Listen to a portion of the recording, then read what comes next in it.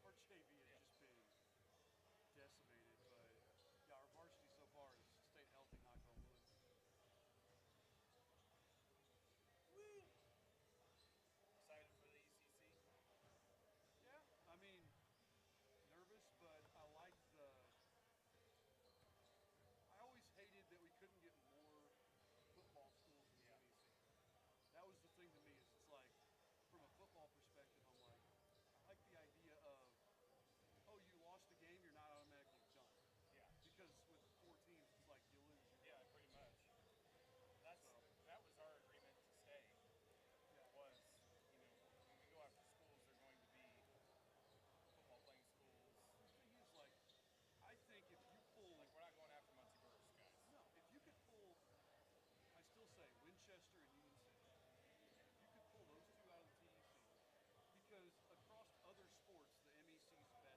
Now, girls' Right. sports have been not very good, but like, the MEC's been better than the TEC in boys' sports. If you could get them to join, that's two more football schools. Like, Well, the TEC didn't have anywhere else to go. no, Like we try to work out something with them where we came like essentially combined, yeah, which would have been a great setup. But they don't want to do it. They are so well, set in their way. So we were gonna.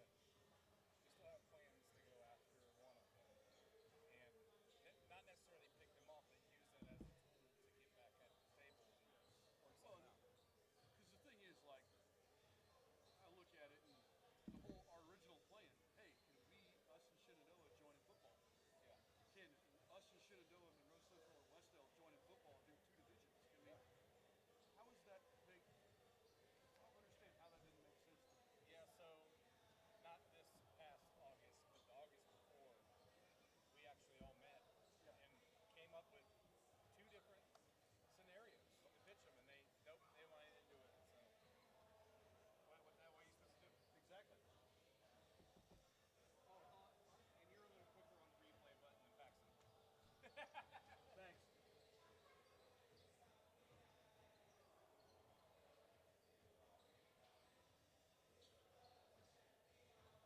Should be all good. Other than, like I said, the view is not great. If you want to take that down, you can. Okay. Because it's probably right in the way. Yeah, I don't have the little I could do like proppy up stand yeah. because Jade took it with her to Wyoming. So Of course. Of course. so there is radio station over there, and he said there's somebody else that's doing the live stream tonight too.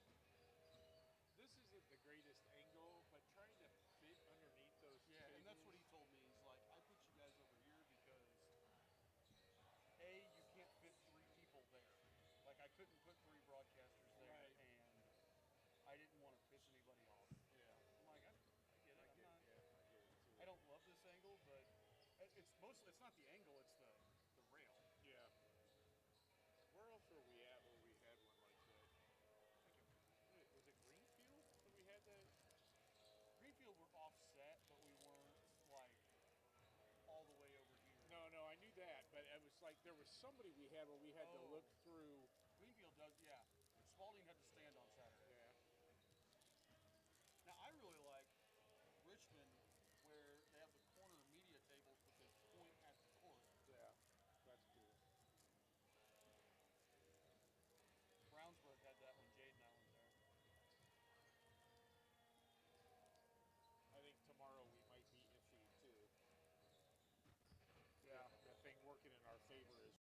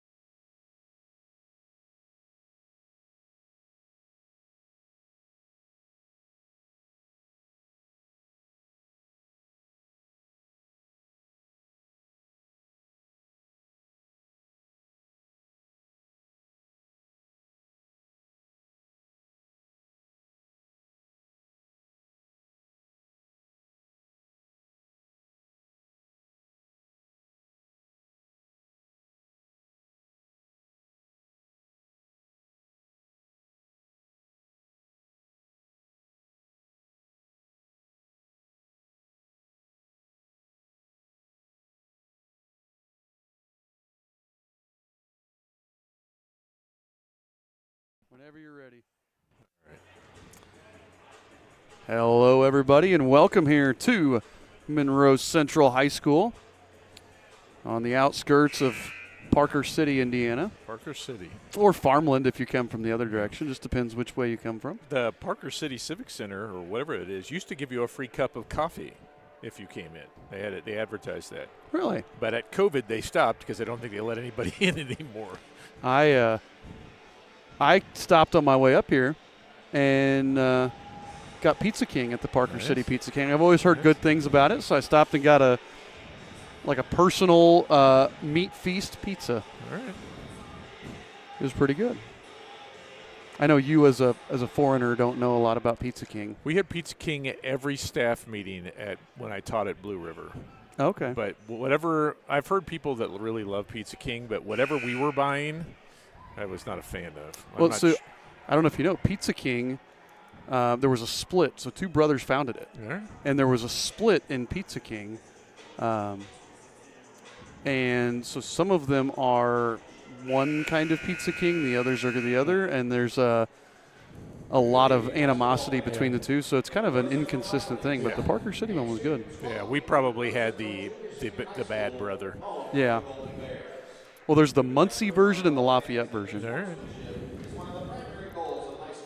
Another thing, so since we're talking about that, Aldi's and Trader Joe's used to be one thing, brothers, and they had a problem. Didn't what's the German, Lidl? I think so. Aldi and Lidl. Yeah, that's what. Or is Trader Joe's Lidl? Yeah, Is that what that is yeah, here? Okay. and that's I believe so. Well, Adidas and Puma. Huh? Adidas and Puma were brothers. Oh, I didn't realize that. Yeah. Interesting. All kinds of brothers. So well, especially when you get over in Germany, apparently. Yeah. Aldi and Lidl or Trader Joe's. And the Germans just can't get along with their families, I suppose. I feel like there's a Simpsons joke in there or something about the Germans. One more random fact before we begin. On the line, I was just thinking about Pizza King. Both Pizza King and Greek's Pizza in Muncie claim to be the originator of nacho cheese for breadsticks. Interesting. I'm a big fan of Greek's. Yeah, I didn't realize that was only an Indiana thing until recently. Yeah. Oh, that's cool. I'll side with Greek's because I like their pizza better. They're both good. I'm a Pizza King guy, but again, you got to have the right Pizza King. Yeah, no, I get that. And if anybody wants to sponsor us, Pizza King, we're open for sponsors. Yeah. Hey, Rushville Pizza King, you want to help us out? That's my go-to is the Rushville one. So as we get through the starting lineups here from the announcers, and Scott and I get our pizza conversations out of the way, we'll get ready to start the JV game here in just a little bit. I'd tell you who our cameraman is, but I really don't know because I can't see our camera from where we're at. They're in the lower level of bleachers there. Yeah. Well, I can't either. I can't tell who it is. I'm going to look for who's missing from Jake the Jordan bench. was there. Lincoln Schilling was there. Randy Halcomb was there. One of them is running the camera for us tonight. So, Miles Gross, Corbin Lester, Connor Baker,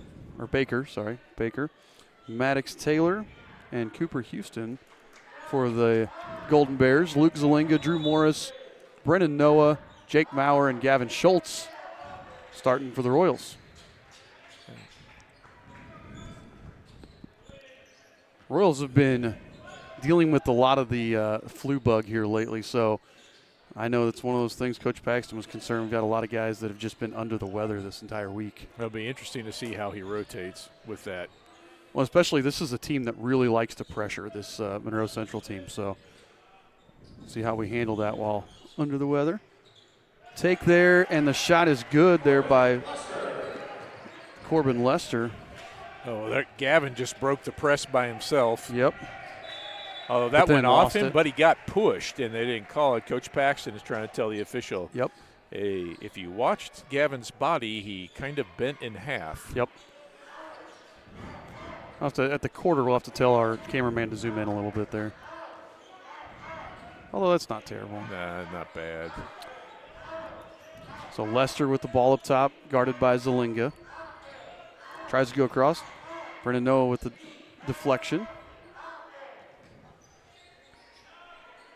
Taylor thought about the three. Flips it over here to Baker. His three is off the mark. Gavin Schultz with the rebound, and then he's fouled as soon as he grabs the board. I think that was Gross with the foul.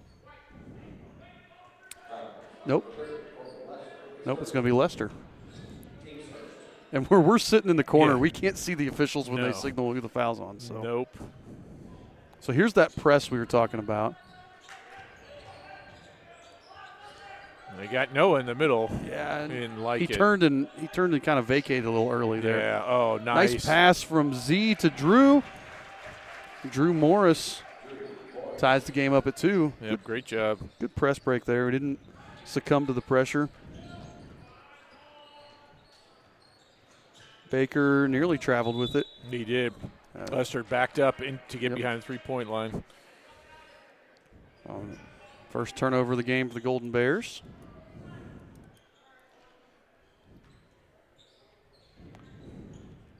The Royal ball. Again, we've got Noah. That middle part is where it's going to be. Although he did back out. There's got to be a reason, just the way they press.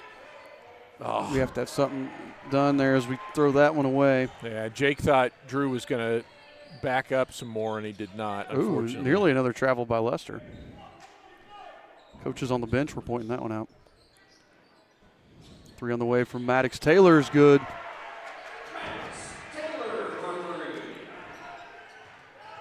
And another steal there. I couldn't see who he stole that from. I just looked down. It was Zalinga, and Luke just didn't feel the guy behind him. Didn't realize that's where pressure was. Jake tried to save it, but yeah, behind the back went to the bear. He misplayed that. He thought that thing was going to come off the rim differently than what it did. Yep. Houston to inbound. Gets it to Taylor.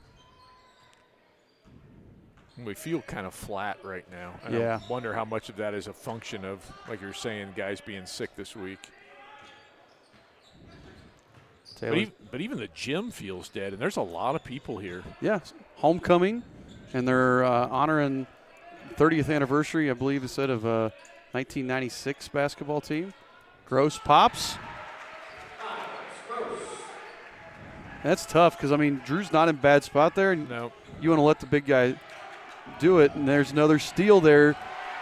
Lester stole it away from Schultz and then lays it up and in for his 4th point. Yeah, Coach Paxton's probably going to talk to him about what to do in case of the press again, just to remind him. So full timeout from Coach Paxton. I'm going to talk to our camera guy real quick. Alrighty.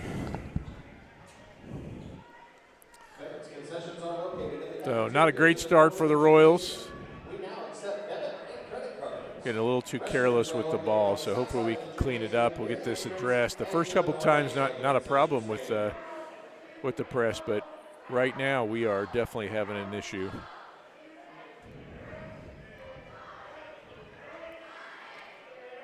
So we'll see if we can clean it up. A little bit of a short bench tonight. So that's the other thing to keep an eye on, how our semi-ill guys are going to be doing. They run out of gas a little sooner than maybe we would hope.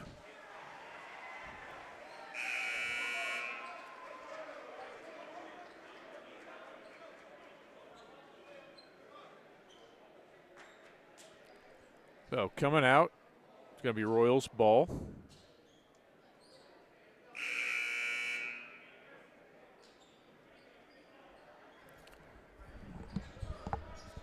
And I think we're going to attack this just a little bit different. Yeah, we got an extra ball handler back, so Noah's staying back instead of going. Well, now that's just a man press, too. So they changed the – it's like we made an adjustment and they changed the press to mess with our adjustment. Sure. We zoomed in a little bit. Hopefully that looks a little nicer. You can tell us in the chat, although nobody chatted with me last night. Zalinga for 3 off the mark. Yep, good rebound from Good Drew. job by Drew.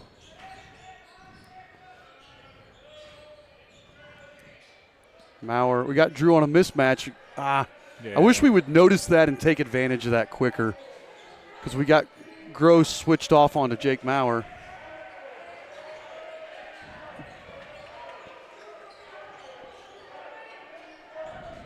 Drew. Throws it out. Good job, Z. Corralling it. Zelinga drives, flips out to Noah. Quick three from Noah, no. Z fighting for it, but then gets taken away there by Connor Baker. Oh, good play by Schultz, but, man, I mean, what do you do?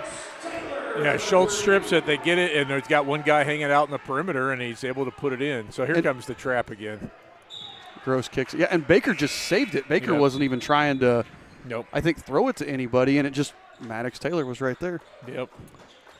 Maverick Burke checks in, as does Jed Ferguson for the Golden Bears.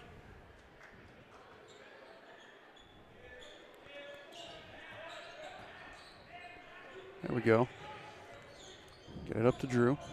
Royals trail by 10 right now. We got guy underneath, and nobody's seeing it, and we're not looking. That's the problem. Oh, a nice drop step there by Drew. Yeah, I think we're a little rattled from the turnovers, and we're now so ball conscious that we're not looking at passes that we should be. Good D there. Drew just stayed put. Zelinga with the rebound off the gross miss. Although Zelinga almost got it picked again because he brought the ball down to his knees. He's not playing with any confidence right now. No.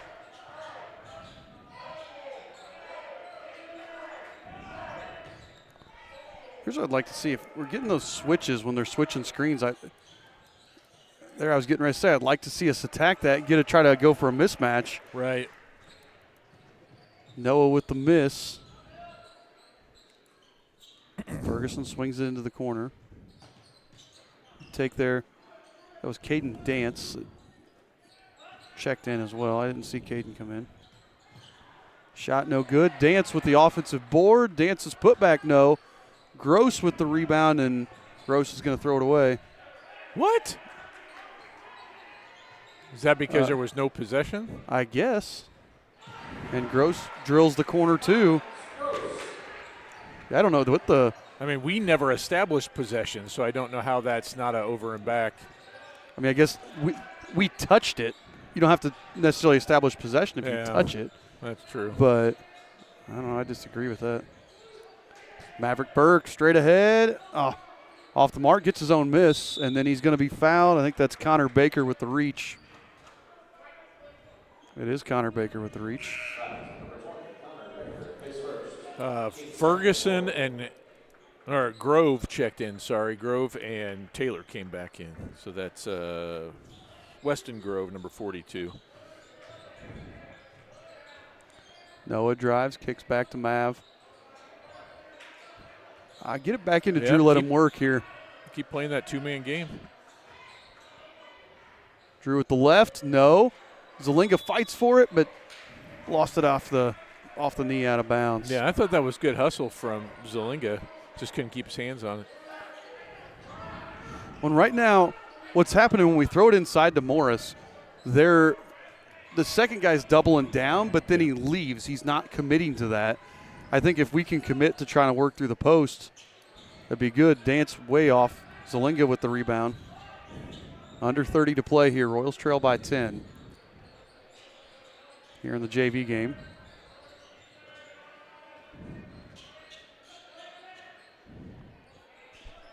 Zelinga to Morris. Swinging around to Schultz. I think we had Z. That'll work. Yep, Noah for three. Noah just off the mark. Gross with the rebound. 5 on the clock. Taylor looking for a screen. Taylor with the heave. That one nearly banked in. But that'll do it for the end of the first quarter. The score, Monroe Central 14, Eastern Hancock 4. You're listening to the Eastern Hancock Sports Network.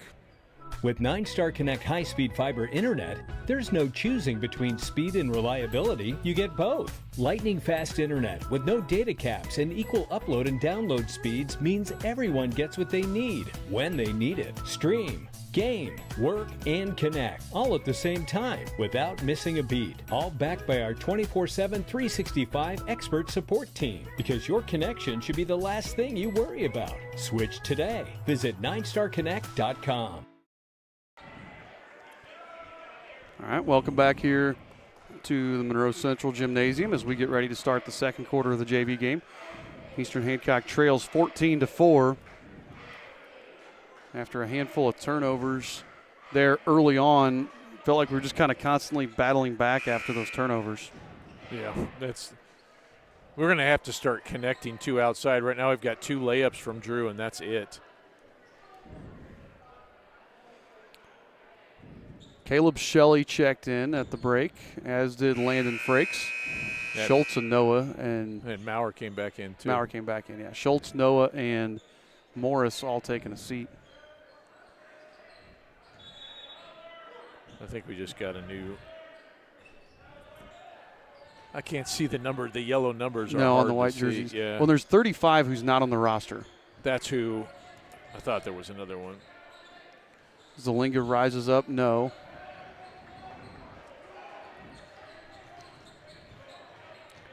Dance in the corner for 3. Dance off the mark. Burke somehow gets the rebound away from Lester. So if you know who number 35 is for Monroe Central, they're not on the roster. We could appreciate letting us know who he is. Yeah, he looks fairly tall, too. I was trying to check somebody else on the – I mean, Alex Middleton, number 32 on the roster, is 6'2". Yeah. So it could be him. Take there and put up Caden Dance with his first points of the game. A little too easy there. Caleb Shelley over to Burke. There we go. There we go. We got a cutter. One more.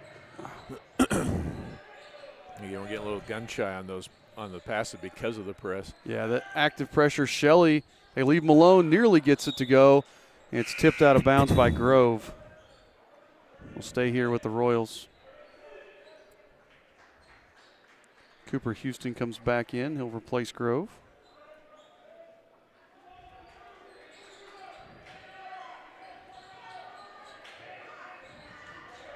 Frakes in the corner with it. Go ahead, Maurer. Maurer just manages to save it. Gets it over to Frakes. I tell you what, that was really good defense by Taylor of defending Frakes and then getting over there on Maverick Burke. But we should have had a man advantage. Yep. Cooper Houston lays it in. Nice take from that young man. Maurer through the legs. Yeah, that was crazy. But another Royal turnover. Yeah, we were just not handling the pressure consistently enough. I don't think Jake did that on purpose either. No.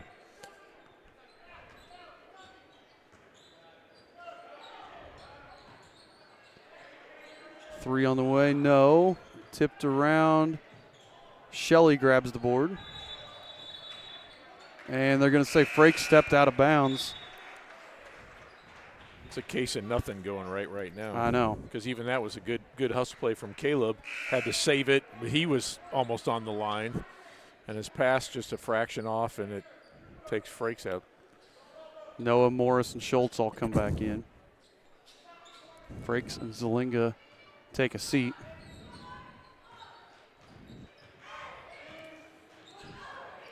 Taylor to Baker.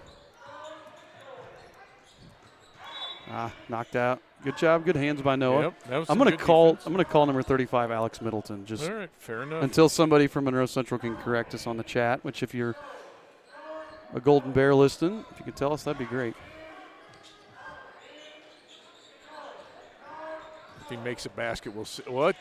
I'm not sure what that was. Nope, Baker steps through, but then we can't grab the board. Houston gets it.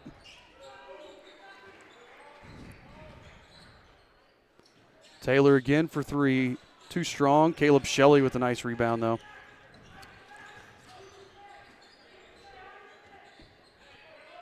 So back, Gavin Schultz going to bring it up.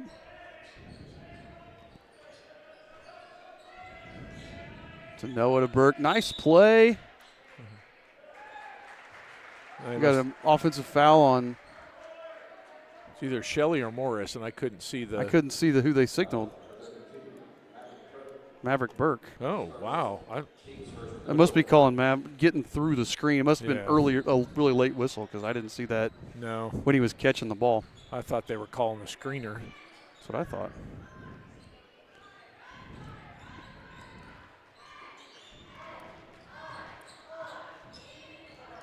Taylor thought about it. Going to hand off to Lester. Nice spin move yeah, by Lester, but he nice. can't finish, but he gets his own rebound. Yeah, we didn't put a body on anybody. Middleton, no. Tipped around there. They're going to get Lester with the foul. They're just beating us to all the loose balls right now. Yeah. And again, just it feels flat. We haven't felt flat like this for a while to me. No. Caden Dance comes back in, as does Ferguson, Jed Ferguson. And this is where I think, some of that, the pressure combined with, again, like Gavin Schultz has had to come out because of breaks. Right. You don't normally see Gavin come out of the game unless he's in foul trouble. Schultz, there we go, going to Drew. But see how far he's off the block? Good pass inside from Go Drew. up. Yeah, I like that. Back out. Noah Long gets two. it. Yep, that's Noah, good, though. We needed assisted by something. Schultz. Needed something, and that was good. I think we got to get Drew closer to the block. Yep. Middleton drives, kicks it over there. Blocked by Shelley. Drew with the rebound, but then Dance picks it up, and Dance lays it in for two. I mean, that's tough. It's like we get the stop, but they're just so active. They just keep going. Yep. So 20-6 right now. Monroe Central on top here. And this is a big game for the the conference. I mean, I know you don't keep track of JV conference, but Royals undefeated in conference play. Monroe Central kind of undefeated. So they had a weird situation. They played Westell the same night as the JV county tourney. Okay. And so they, I believe, took their JV to the county tourney and played their freshman team against Westell. And so Westell beat them, but would you count that? I don't know if you count that. How you count that as far as the conference goes? I think that if you send a team to play and didn't reschedule. Well, I don't think that's. Yeah. I think it was already a reschedule because of some weather or something. Sure. So That's interesting. So I'm going to call it a loss. Good pass inside. Burke, nice job. That was Noah with the assist on that one. We're staying even this quarter. Haven't let them get away. Dance spins. Dance lays it in. His 6th point of the quarter.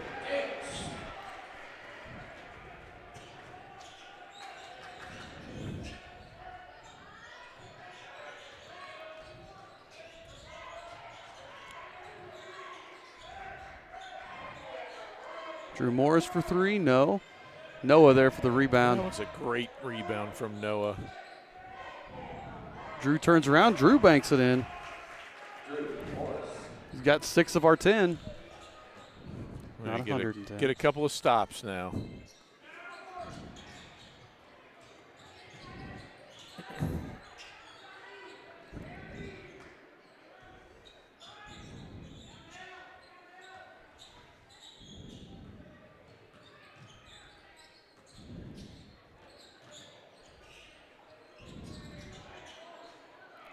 Another opportunity.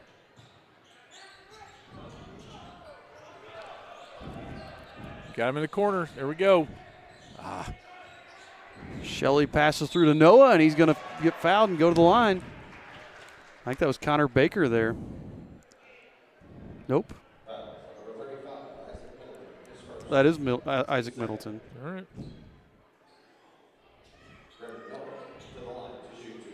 Said Isaac Middleton because there's 34 as Isaac Middleton. 30, yeah. Okay. I'm just going to say he said Middleton. Isaac. That's what I thought. Noah hits the first free throw. I thought that was a really good look from Caleb Shelley, too. Good pass into Noah. I wasn't sure he's going to get the shot off, but I like that we're being proactive on offense. Brennan misses the second. Tapped out. That one was off right. Grove. That'll work.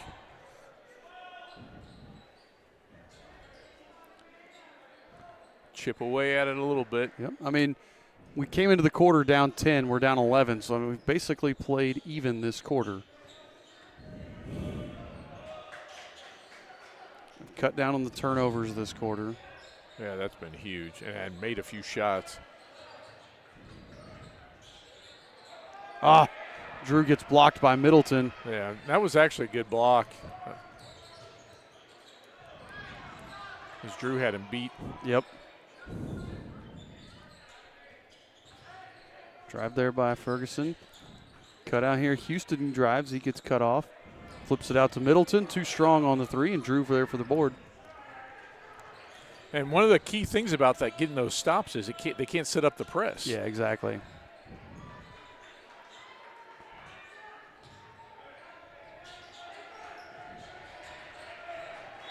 Good defense there, but Eastern's going to stay with the ball there as Ferguson knocks it out of bounds. Now, we've got 21 seconds.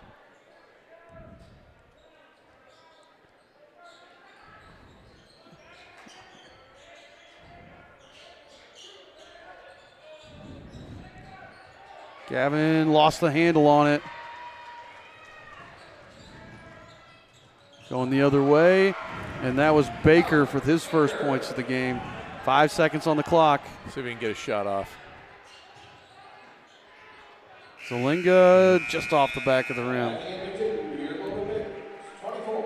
And a good second quarter there from the Royals, but still lost a little more ground. We scored 7, they scored 10. And we'll be right back with the second half after this. It's time for the Commissioner's Corner, an exclusive weekly conversation about Indiana high school sports with the Commissioner of the IHSAA, Paul Neidig. Now for an up-to-the-minute report about what's happening in the constantly changing world of high school sports, here's Commissioner Paul Neidig. Welcome into the Commissioner's Corner, our weekly conversation with the Commissioner of the IHSAA, Paul Neidig.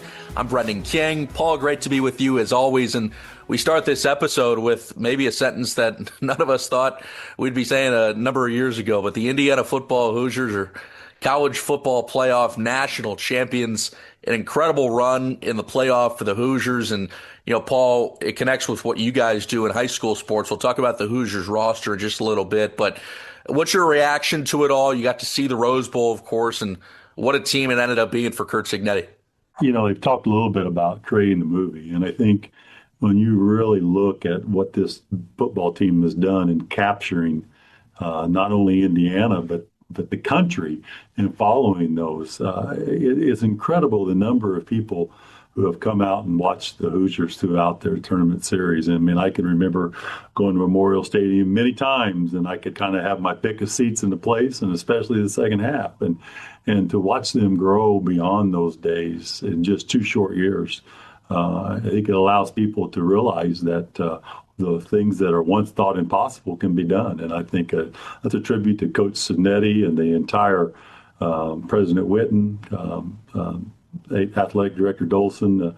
Their dream and their ability to sell this to the Indiana community is just phenomenal. And it should have a story written about it because we've never seen anything like this in the world of college sports. And it goes along with the movie Hoosiers. I saw those things and a lot of things that have been folklore in the Indiana history. And this is just another chapter in the incredible sports story of Indiana. 31 players on that Indiana roster from this state, played high school football in this state. I'm sure many of them on Friday nights were having their names talked about on Indiana Sports Talk and what they did under the lights on Fridays, helping their communities. But, you know, what does that mean for you guys over at the office of the IHSAA that, you know, 31 kids that came through your program in a way are now national champions? Well, I mean, it's exciting for us. And I think kids in Indiana, it's just a tribute to the coaches that we have in the state of Indiana. You know, they're taking these, in football, they're taking these student athletes. One, they teach them to be an athlete or a student first, but then they're teaching them with a high level of coaching to be the best athlete they can be. And the skill set training that they get allows a lot of students in Indiana to dream of that next level. And it doesn't happen that way everywhere. But Indiana is blessed with a plethora of incredible coaches that develop students throughout their high school career. And when they have an opportunity to be with that coach in 4 years of their high school, you know, those lessons build upon themselves. And, you know, and that's just a product of what we see. That's Paul Neidig. I'm Brendan King. This is the Commissioner's Corner. Paul, other stuff going on with the IHSAA girls wrestling just wrapped up over at the Coliseum. Whiteland finishing with the top spot in girls wrestling. 2 individual state champions, Crown Point, Hobart, and Columbus East following in the standings. And, of course, boys wrestling coming up as well. So can you just break down the weekend for the girls wrestling state titles and what's coming up for the boys, too? Well, girls wrestling was a great weekend, and we saw a significant amount of growth in not only the quality of wrestling in its second year of state championship participation, but in the number of fans. I mean, we were up almost 1,000 fans this past weekend over the previous year, this past Friday. And so that's exciting. And we knew girls wrestling would continue to grow. The fan base loves their sport, and we're excited about it. And then we turn right around the corner. And a week from this Saturday, we kick off with the boys wrestling tournament, and I'm sure it's going to be a tournament to be excited about throughout the entire 4-week march to the state finals. And Paul, less than a minute here. Girls basketball pairing show coming up. Ready to kick off the basketball state tournaments. It's coming. It is. It's time, and we're excited about it. A lot of great girls basketball being played in this state, and Assistant Commissioner Jane Schott does a great job as a former high school basketball coach and player at Purdue of really celebrating girls basketball in a proper way in this state. It's the Commissioner's Corner. That's Paul. I'm Brendan. Appreciate the time, Paul. Talk to you next week. We'll talk to you next week, Brendan. Thanks for listening to the Commissioner's Corner with IHSAA Commissioner Paul Neidig, and thank you for your continued support of the high schools in your community.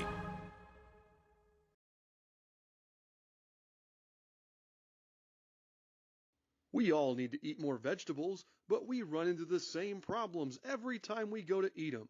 Carrots and peas just have no flavor. Beans and Brussels sprouts have side effects that will send children running in fear. But there is one vegetable that everyone loves. It's corn. And when it comes to corn, there's only one name to trust: Paxton Farms. Paxton Farms sweet corn has been your go-to source of corn in Hancock County for years. So head on down and grab some. And when you think of corn, think Paxton Farms. With 9-Star Connect high-speed fiber internet, there's no choosing between speed and reliability. You get both. Lightning-fast internet with no data caps and equal upload and download speeds means everyone gets what they need when they need it. Stream, game, work, and connect all at the same time without missing a beat. All backed by our 24/7, 365 expert support team, because your connection should be the last thing you worry about. Switch today. Visit 9starconnect.com. As more club and travel sports pop up every year, they often muddy the waters on what the purpose of sports should be for student athletes at this age. But high school sports are different.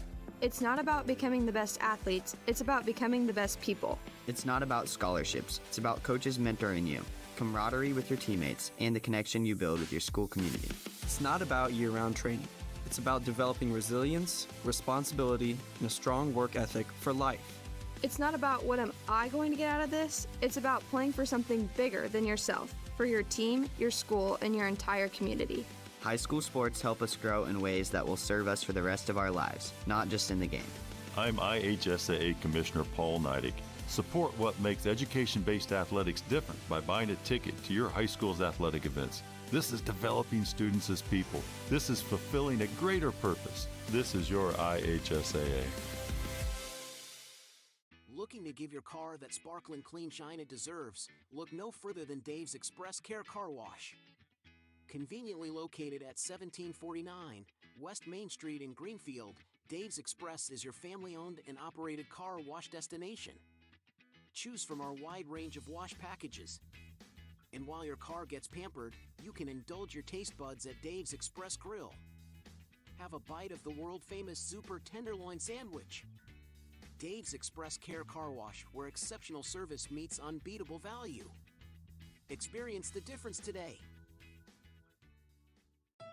My days of playing basketball for North Posey High School are still some of my favorite memories. Years later, I can still remember the feeling of wearing my Vikings jersey proudly and representing my community.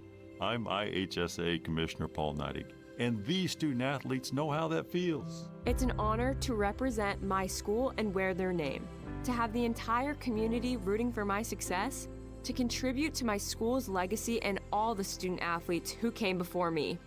I'm Josie Campbell, and I'm a proud Brownsburg Bulldog. Playing high school sports gives me a sense of ownership in my school. I get the chance to have a positive impact on my school's reputation, to help carry out our traditions, and to be the best person and player I can be. I'm Jet Wolfley, and I'm a proud Terre Haute North Patriot. Demonstrate your pride by buying a ticket to your high school's athletic events. This is promoting school spirit. This is making your community proud. This is your IHSAA.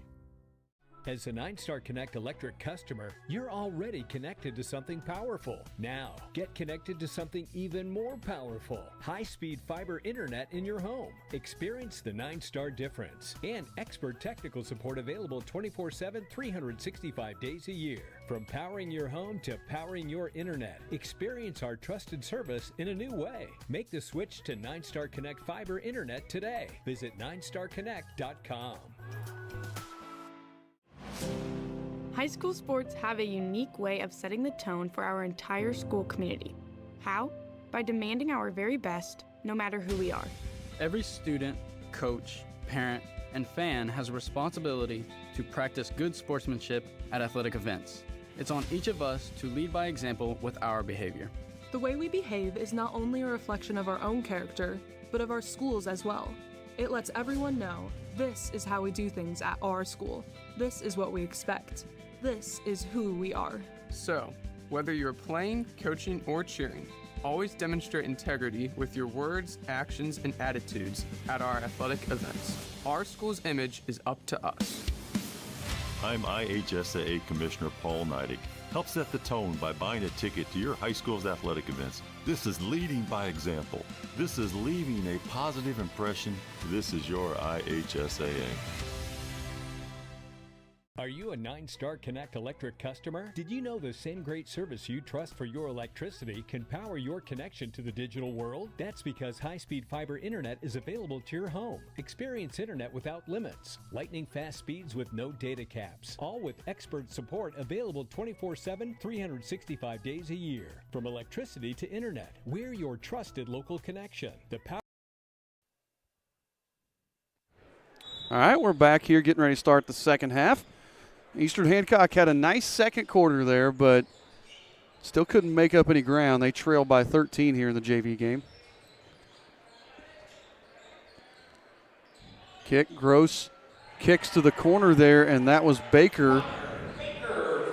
And right now they're shooting very well to complement our not shooting very well. Yeah, and then we've had guys, but we're just letting the pressure get to us. Right.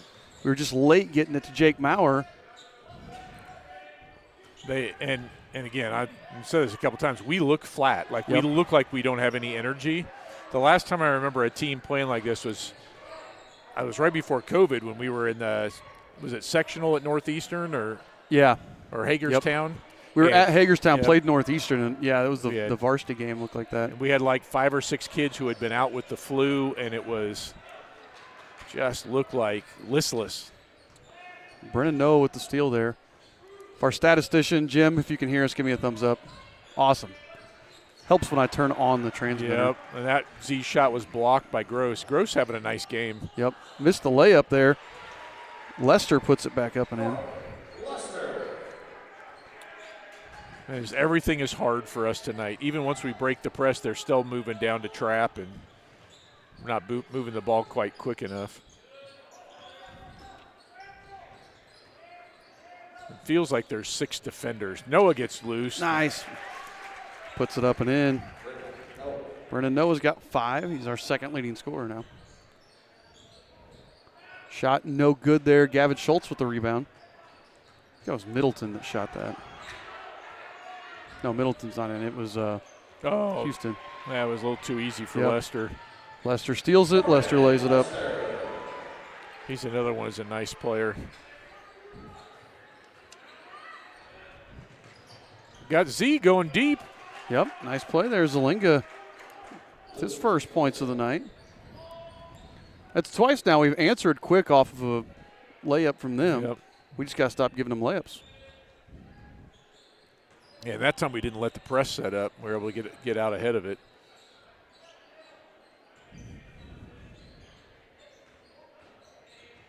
Maddox Taylor flips it up top to Houston. He's off the mark, and Burke there for the rebound. And again, a good job there running floor by Noah. Mavericks trailing, can't get it to go. We've not shot well. No, we haven't hit anything from outside. That Gross. should have been a travel. Yeah. Instead, it's going to be out on Zelinga. Caden Dance checks in. Yeah, we've not hit a three at all.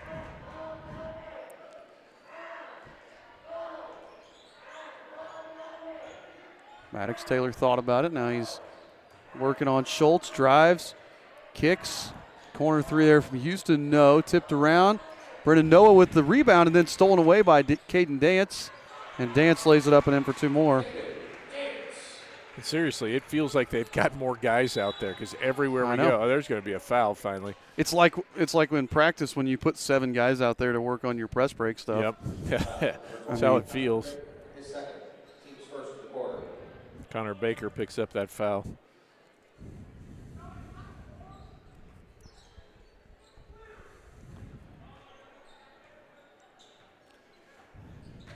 (33-15) here. 18-point advantage. Zelinga will take the three. Zelinga finally hits the three. Yeah, and that one even looked like it might not want to go down. Kept running round and round and round the rim.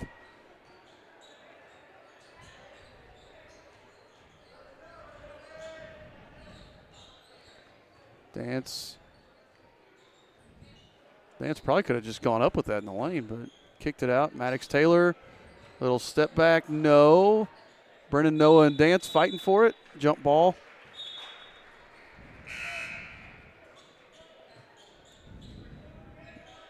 Eastern Hancock ball on the jump. I can't see the arrow from where we're at, so I was just waiting on them to react.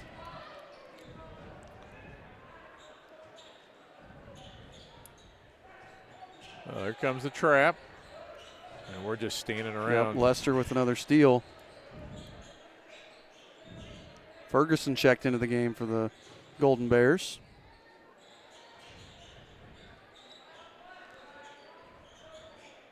Taylor drives, puts up the left-handed floater, gets it to go. Yeah, everything going right for the Bears right now. Except they can't stop Gavin when he wants to go up that sideline. No. But I think if I was them, I would let that happen every time. Zelinga again. Zelinga another three. I think that was Noah with the assist. Zelinga's got 8 all in this quarter. Down to 14-point deficit. Just keep chipping away. We've done good defensively because this Monroe Central team averages 60 a game. Wow. Dance drives. Dance puts it up and in. Going to get some subs. Yep, he's in double figures. Timeout. Yep. So Shelley and Frakes are going to go in for the Royals. I think I saw a Golden Bear check in. I didn't see who it was. I couldn't tell. I see Maddox Taylor standing up, so I think he's out. With that, we'll be right back. We'll hear from our friends at Paxton Farms. Discover the taste of summer at Paxton Farms Sweet Corn. Located just north of Maxwell, 2 miles west of State Road 9 on 600 North. Our sweet corn is handpicked, bringing sunshine to every bite. But that's not all. Capture picturesque memories in our fields of vibrant sunflowers, perfect for photos. Bring the joy of Paxton Farms sweet corn to your summer gatherings. Visit us today and experience the sweetness that keeps people coming back for more. Find us on Facebook, Paxton Farms Sweet Corn. Paxton Farms Sweet Corn, the sweetest taste of summer.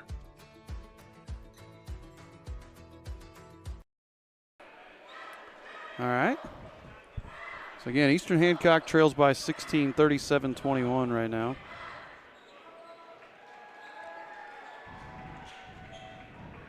We are seeing offensively that Zelinga's getting going, which will be nice for us. And we haven't even played Morris because this is his quarter. He sits out. So we'll look forward to him coming back in the fourth quarter and see if he can pick up where he left off. In the meantime, Royals will be inbounding. Yeah, and I could see Drew really helping us tonight in the varsity game. They got a big guy that's a good rebounder, and I could see Drew being a good matchup with with him. Well, that'd be good. Especially if we get in any kind of foul trouble. Nice pass from Noah to Frakes. Maurer tries to get it over to Zelinga. Gross trying to take it away. It's going to be a tie-up. And that'll go with the Bears. And I think Jake had the right idea. It just wasn't quick enough out to Luke. So it'll be Golden Bear basketball. I want to say hi to everybody watching. Todd Carlton's watching from Missouri. We love the Carlton. Usually they watch from Warrington. Yeah. But watching from Missouri. Or, well, he said M.O. I'm guessing that's Missouri. Could be Mozambique. Is Caleb Shelley going to get the reach from behind? Yeah, could be Mozambique, which would be that. I mean, is that farther than Brazil? The farthest one I know of, we had Brazil. Was that Brazil, or Brazil, Indiana? No, Brazil. That was early on. I would say Mozambique is farther. Yeah.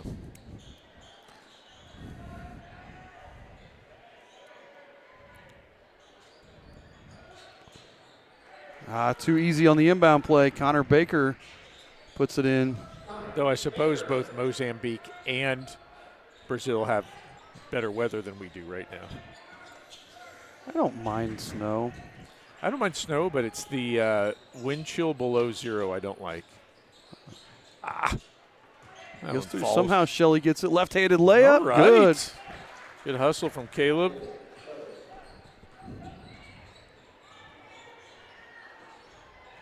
Lester gets cut off there by Noah.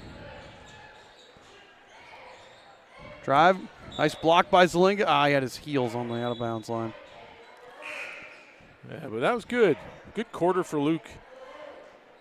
Grove coming back in here. Yeah, 55 seconds left here.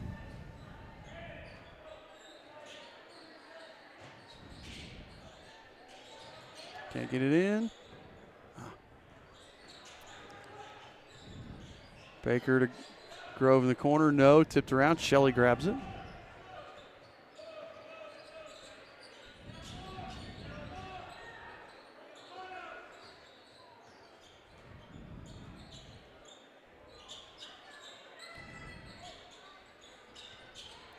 Now we got to be careful. This is where we do that. We kind of go autopilot on who the next pass is. The way the Bears are playing tonight, going to step into the lane. Maurer just lost the handle. Grove with the steal. Quick three, no. Maurer with another rebound. So you push the pace here. Maurer to Shelley. Shelley, slipped out of his hand there. on He the just way lost. up. Yeah. That was a really nice pass from Jake. Baker hits the runner. That's tough because that's a 4-point swing right there at the end. So 18-point deficit here for the Royals going into the fourth quarter. See what we can do coming out of this right after these words from our sponsors. Looking to give your car that sparkling clean shine it deserves? Look no further than Dave's Express Care Car Wash. Conveniently located at 1749 West Main Street in Greenfield, Dave's Express is your family-owned and operated car wash destination. Choose from our wide range of wash packages. And while your car gets pampered, you can indulge your taste buds at Dave's Express Grill. Have a bite of the world-famous Super Tenderloin Sandwich. Dave's Express Care Car Wash, where exceptional service meets unbeatable value. Experience the difference today. The Dave's commercial made me think, I'm a tenderloin connoisseur. Yeah.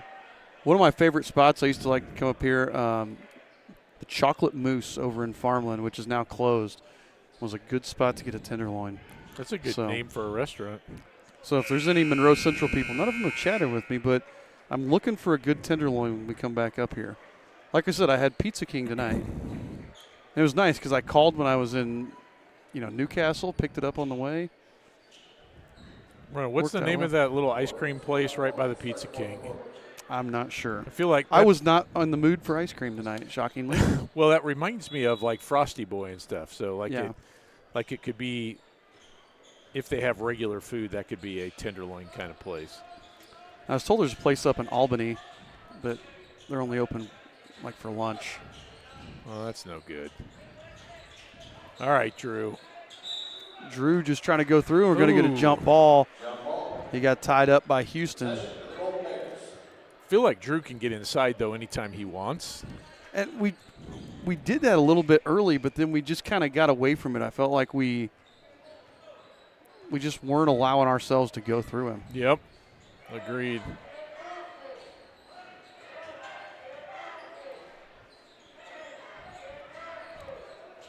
So Middleton, Ferguson, Grove, Taylor on the floor. Who am I missing? Houston. Yeah. For the Golden Bears. We do have some size, though, because we still have Shelley out there, too, with the normal two bigs, Drew and Zelinga. Maybe we take some advantage of that offensively. Defense has been good here. I mean, we're just forcing them to be patient. Houston to Ferguson. They're clearing out here. Taylor looks like he wants to take Gavin off the dribble, but doesn't do it. No, as you said, defense has been pretty good. It's a long possession.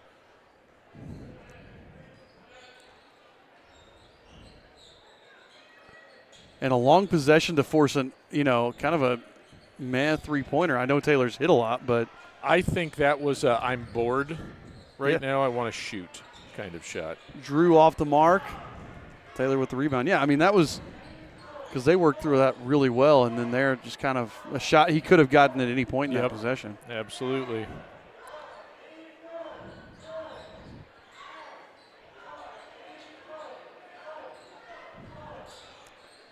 Two minutes gone here. Grove will take the long two. Can't get it to go. Zelinga there for the rebound. He's going to be fouled by Houston.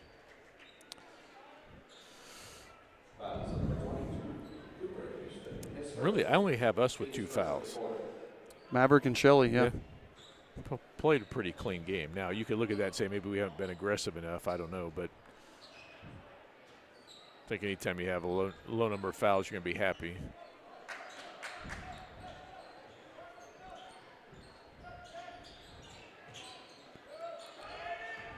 There, good pass gets through to Zelinga, lays it up and in. Z's in double figures with 10. Although we've seen in football, the team with more penalties usually wins the game. Yeah, and that may go with the aggressiveness. I think it's a little different in football too, because basketball you pick up a lot of fouls and you got a lot of guys sitting on the bench. That's true. You do not have to come out from football. No, unless you get a targeting. You can get called with as many holds as you want. I feel like we've had some guys in the past try to test that theory. Sam Carlton, Eastern Hancock legend, was one of them. Frakes for three, no. Tapped around. I believe his theory was they can't call it every play. Or they won't. They won't call it every play. Won't call it every play.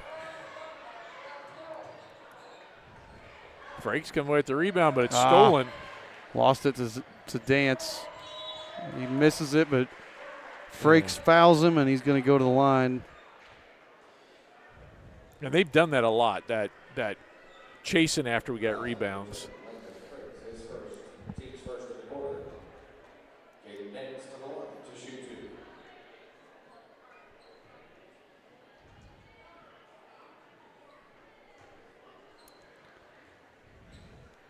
2. .343 to go here in the game. First points of the quarter for the Golden Bears.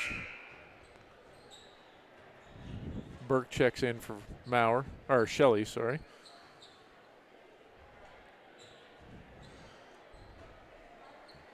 Well, congratulate Coach Lindsey Shaw and the girls basketball team. They won conference championship last night, beating the Daleville Broncos. Is that the 4th in a row that I saw? 4th in a row, and they have been undefeated all 4 of those seasons. Yeah, that's crazy. I thought I saw something that was like 21 was the last time we lost in conference. And I think it was to Blue River, or was it 22? It was 22 to Blue River, yeah. Put back there by Middleton. Yeah, gets that's in on the scoring. Crazy. It was a good game. Daleville was a tough team, but Royals played really, really well. Hopefully give them some momentum going into the tournament. Sectional draws on Sunday for them. The draw is going to be huge this year. Yeah, there's really that sectional has 3 really good teams, and then all the other teams are pretty even. You know, the other 4 are all very, very similar styles of play, very similar talent levels, and you know, one of those teams could get, you know, if you can avoid the Triton Central, Heritage Christian, Eastern Hancock, the 3 favorites, one of those 3 is going to be able to avoid the other 2.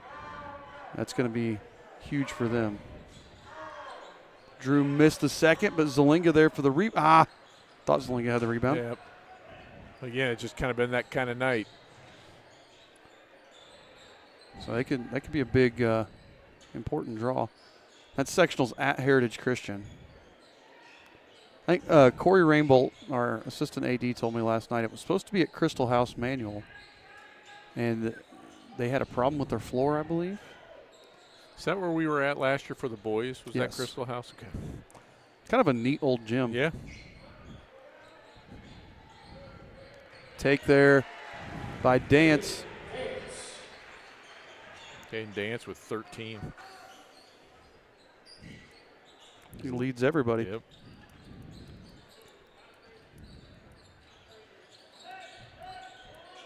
I figure either Crystal House or Heritage Christian. It's still a long drive for us to Marion County, so it doesn't really matter. No.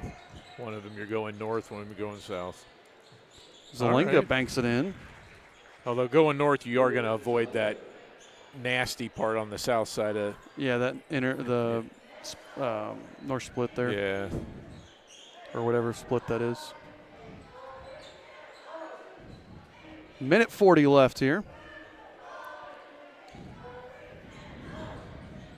Dance kicks. Middleton for 3. And he gets it to go. 49-28. Coach Paxton wants a timeout just to get subs in. Shelley and Frakes have been sitting there for a while in front of the scorer's table. Yeah, not a lot of stoppages.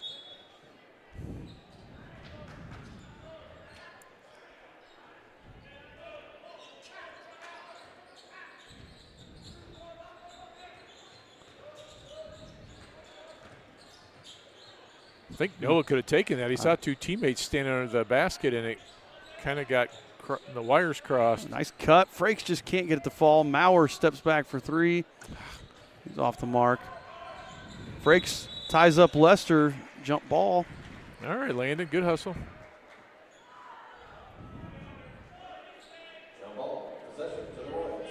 Eastern Hancock ball. 1 minute, 1 second left here in the game. Brandon Noah gets through there for his 7th point.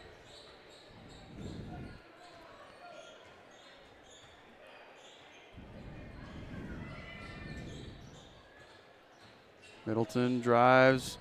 Nice deflection, nice steal there by Noah.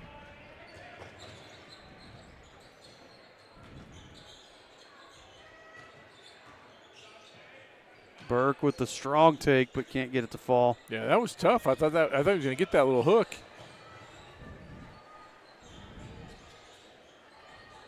Golden Bears thought they might hold it, but they're trying to get it into Grove.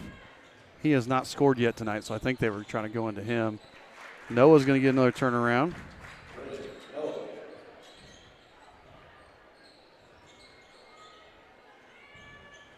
Six seconds to go now. They're going to hold it out. And the final score here in the JV game is going to be Monroe Central 49, Eastern Hancock 32. So Eastern Hancock with their first conference loss. And they're going to have to get right back at it because you got another big game tomorrow night against the Shenandoah Raiders. Yep. Could determine the JV conference championship right there. Based on us having beat Wapahani, now Monroe Central having beat us, you may wind up with a bunch of teams with one loss. Right. So any final stats? Unofficially, we have Noah had 10 points. I think I had him with. And Z had 11. 2 for Maverick Burke. 2 for Caleb Shelley. 6 for Drew, all in the first half. I wouldn't say any of my other ones are accurate. I got for the Golden Bears, Caden Dance led the way with 13. Connor Baker with 9. Maddox Taylor with 8. Corbin Lester with 8. Middleton had 5. Miles Gross 4. And Cooper Houston rounded it out with 2. So we've got homecoming festivities here between the two games. So it'll be kind of an extended time here before we start the varsity game. So if you need to do some laundry or, I don't know, put some pork chops in the smoker. Sure. Bake a pie.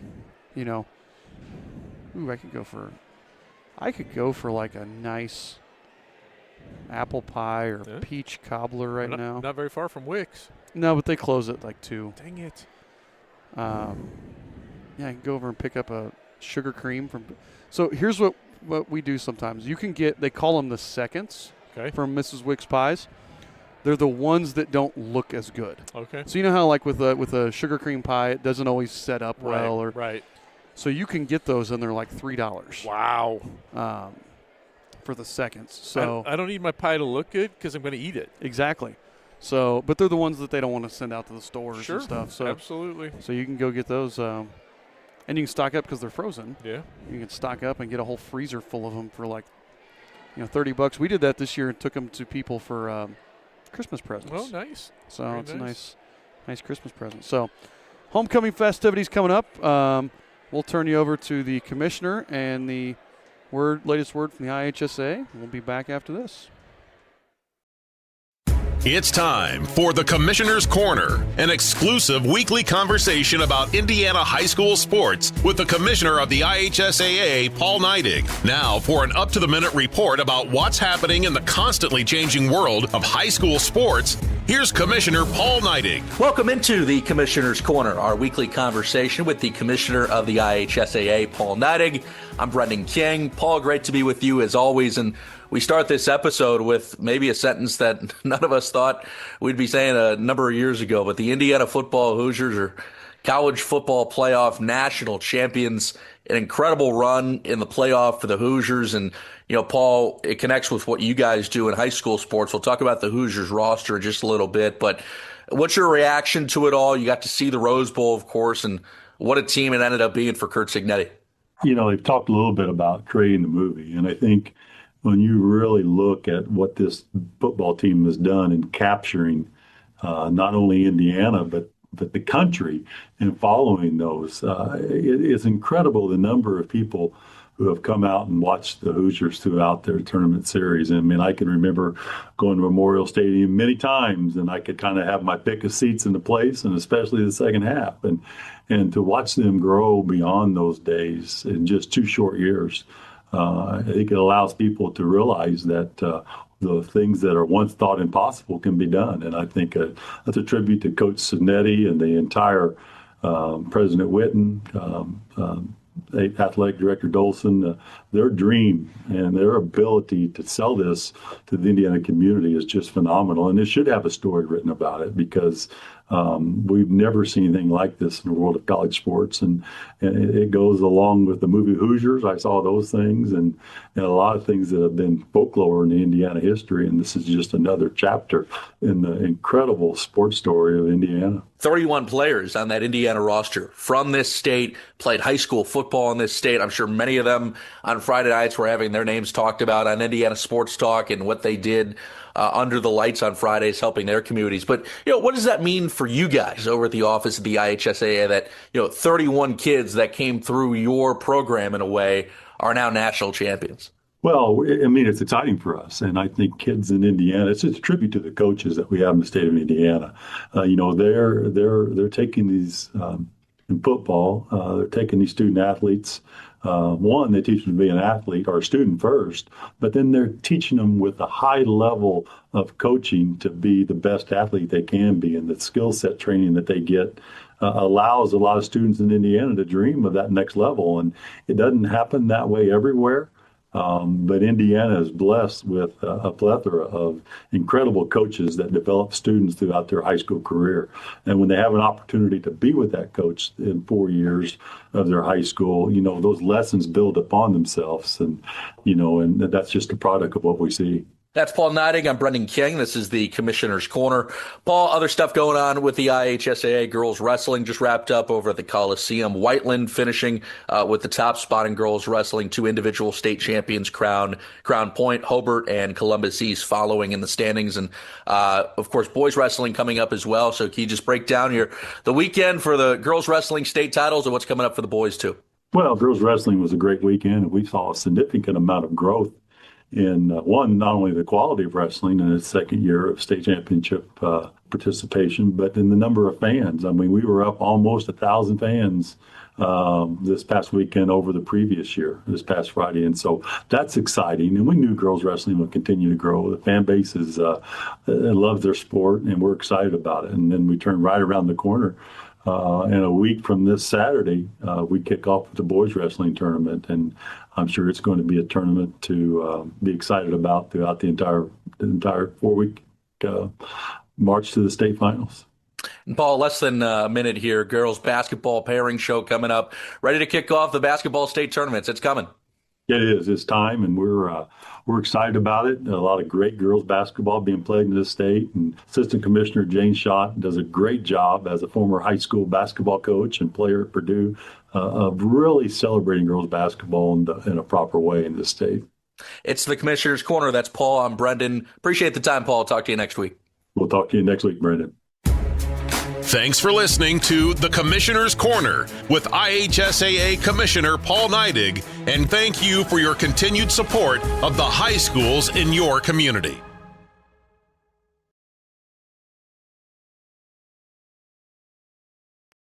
We all need to eat more vegetables, but we run into the same problems every time we go to eat them. Carrots and peas just have no flavor. Beans and Brussels sprouts have side effects that will send children running in fear. But there is one vegetable that everyone loves. It's corn. And when it comes to corn, there's only one name to trust: Paxton Farms. Paxton Farms sweet corn has been your go-to source of corn in Hancock County for years. So head on down and grab some. And when you think of corn, think Paxton Farms. With 9-Star Connect high-speed fiber internet, there's no choosing between speed and reliability. You get both. Lightning-fast internet with no data caps and equal upload and download speeds means everyone gets what they need when they need it. Stream, game, work, and connect all at the same time without missing a beat. All backed by our 24/7, 365 expert support team, because your connection should be the last thing you worry about. Switch today. Visit 9starconnect.com. As more club and travel sports pop up every year, they often muddy the waters on what the purpose of sports should be for student athletes at this age. But high school sports are different. It's not about becoming the best athletes, it's about becoming the best people. It's not about scholarships, it's about coaches mentoring you, camaraderie with your teammates, and the connection you build with your school community. It's not about year-round training. It's about developing resilience, responsibility, and a strong work ethic for life. It's not about what am I going to get out of this, it's about playing for something bigger than yourself, for your team, your school, and your entire community. High school sports help us grow in ways that will serve us for the rest of our lives, not just in the game. I'm IHSAA Commissioner Paul Neidig. Support what makes education-based athletics different by buying a ticket to your high school's athletic events. This is developing students as people. This is fulfilling a greater purpose. This is your IHSAA. Looking to give your car that sparkling clean shine it deserves? Look no further than Dave's Express Care Car Wash. Conveniently located at 1749 West Main Street in Greenfield, Dave's Express is your family-owned and operated car wash destination. Choose from our wide range of wash packages. And while your car gets pampered, you can indulge your taste buds at Dave's Express Grill. Have a bite of the world-famous Super Tenderloin Sandwich. Dave's Express Care Car Wash, where exceptional service meets unbeatable value. Experience the difference today.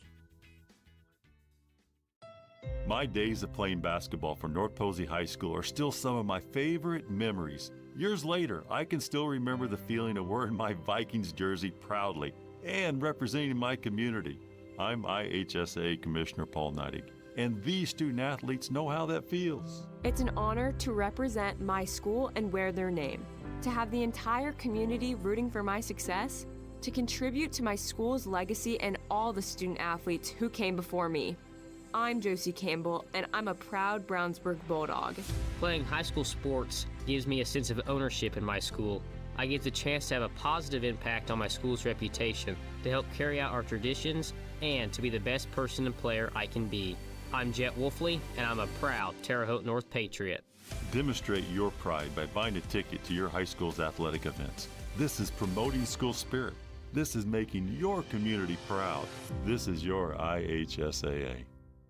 As a 9-Star Connect Electric customer, you're already connected to something powerful. Now, get connected to something even more powerful. High-speed fiber internet in your home. Experience the 9-Star difference. And expert technical support available 24/7, 365 days a year. From powering your home to powering your internet, experience our trusted service in a new way. Make the switch to 9-Star Connect Fiber Internet today. Visit 9starconnect.com. High school sports have a unique way of setting the tone for our entire school community. How? By demanding our very best, no matter who we are. Every student, coach, parent, and fan has a responsibility to practice good sportsmanship at athletic events. It's on each of us to lead by example with our behavior. The way we behave is not only a reflection of our own character, but of our schools as well. It lets everyone know this is how we do things at our school. This is what we expect. This is who we are. So, whether you're playing, coaching, or cheering, always demonstrate integrity with your words, actions, and attitudes at our athletic events. Our school's image is up to us. I'm IHSAA Commissioner Paul Neidig. Help set the tone by buying a ticket to your high school's athletic events. This is leading by example. This is leaving a positive impression. This is your IHSAA. Are you a 9-Star Connect Electric customer? Did you know the same great service you trust for your electricity can power your connection to the digital world? That's because high-speed fiber internet is available to your home. Experience internet without limits, lightning fast speeds with no data caps, all with expert support available 24/7, 365 days a year. From electricity to internet, we're your trusted local connection. The power to connect is already here. Visit 9starconnect.com today. There's nothing like playing high school football under the Friday night lights. It's where we play for the love of the game. To have fun with our friends, with the whole town supporting us. To battle our greatest rivals with teammates we've grown up with. To huddle up and have each other's backs, no matter what. Because we believe in each other and want to succeed for our teammates even more than ourselves. 11 guys fighting together for every yard, every down, every touchdown to make our school proud. There's something special about playing for our hometown that we'll never forget, that we'll miss when it's gone. When the stands are full and the lights are shining bright. The crowd can't get any louder. And you know, it just doesn't get any better than this. I'm IHSAA Commissioner Paul Neidig, celebrating the purity of high school sports by buying a ticket to your high school's next football game. This is for the love of the game. This is making your hometown proud. This is your IHSAA. Discover the taste of summer at Paxton Farm Sweet Corn. Located just north of Maxwell, 2 miles west of State Road 9 on 600 North. Our sweet corn is handpicked, bringing sunshine to every bite.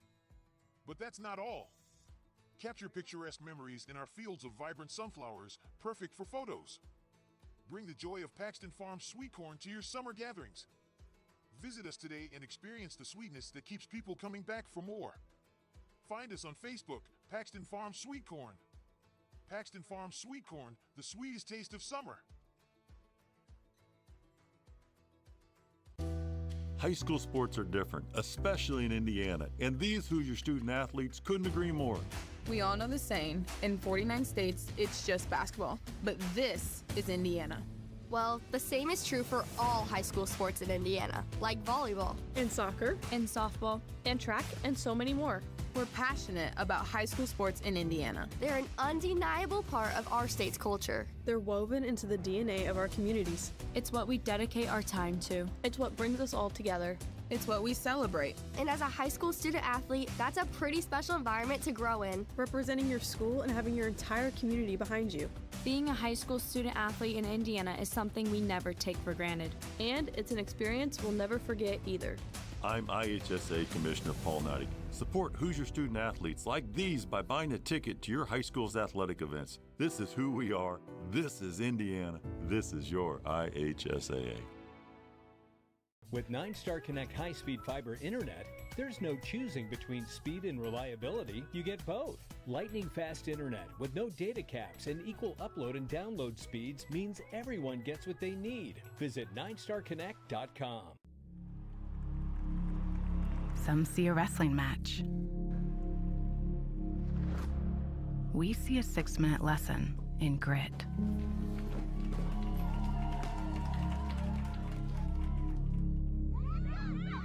Some see a coach sending a runner home. We see a mentor guiding a student athlete into the future.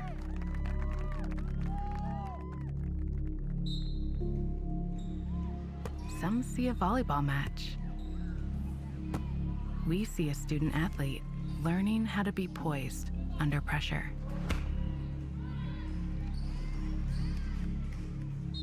Some see a high school football stadium. We see the one place where the whole community comes together. Proud to keep education in front of athletics since 1903.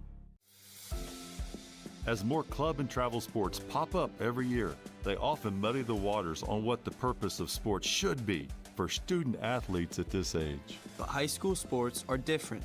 It's not about becoming the best athletes, it's about becoming the best people. It's not about scholarships, it's about coaches mentoring you, camaraderie with your teammates, and the connection you build with your school community. It's not about year-round training. It's about developing resilience, responsibility, and a strong work ethic for life. It's not about what am I going to get out of this, it's about playing for something bigger than yourself, for your team, your school, and your entire community. High school sports help us grow in ways that will serve us for the rest of our lives, not just in the game. I'm IHSAA Commissioner Paul Neidig. Support what makes education-based athletics different by buying a ticket to your high school's athletic events. This is developing students as people. This is fulfilling a greater purpose. This is your IHSAA. As a 9-Star Connect electric customer, you're already connected to something powerful. Now, get connected to something even more powerful. High-speed fiber internet in your home. Experience the 9-Star difference. Visit 9starconnect.com. Are you a 9-Star Connect electric customer? Did you know the same great service you trust for your electricity can power your connection to the digital world? That's because high-speed fiber internet is available to your home. Visit 9starconnect.com today. In life and in high school sports, the most talented person doesn't always win. And the most successful people are not always the most gifted. I'm Owen Fouts from Yorktown High School. And I'm Lena Jones from Plymouth High School. More often than not, success requires being what other people are unwilling to be. Consistent, disciplined, persistent, without taking shortcuts. It's often the most dedicated, hardest working person or team that rises to the top. The ones who run extra drills, who stay late in the weight room, who put in time after practice. They say hard work beats talent when talent doesn't work hard, and those who rise to the challenge are met with the greatest rewards. I'm IHSAA Commissioner Paul Neidig. Support the hard work of our student athletes by buying a ticket to your school's athletic events. Thank you for being a champion of high school sports. This is consistency and commitment. This is discipline and dedication. This is your IHSAA.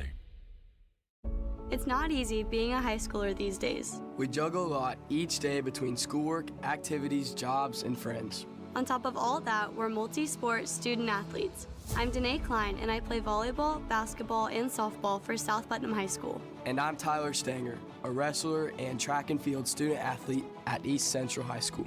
It's hard physically and mentally exhausting yourself in practice. It's hard coming back and doing it again the next day, and the next, and the next. It's hard competing at a high level week in and week out.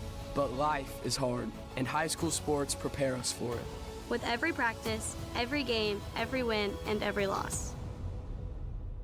I'm IHSAA Commissioner Paul Neidig. Be a champion of high school sports and the life lessons they teach by buying a ticket to your high school's athletic events. This is developing character, perseverance, and work ethic. This is preparing for life. This is your IHSAA. In sports, only one team walks away with the W. Only one team gets the trophy. And only one player is named MVP. But that doesn't mean everyone else who competed leaves empty-handed. I'm Allie Ward from Boonville High School. And I'm Caleb Ferguson from Columbus North High School.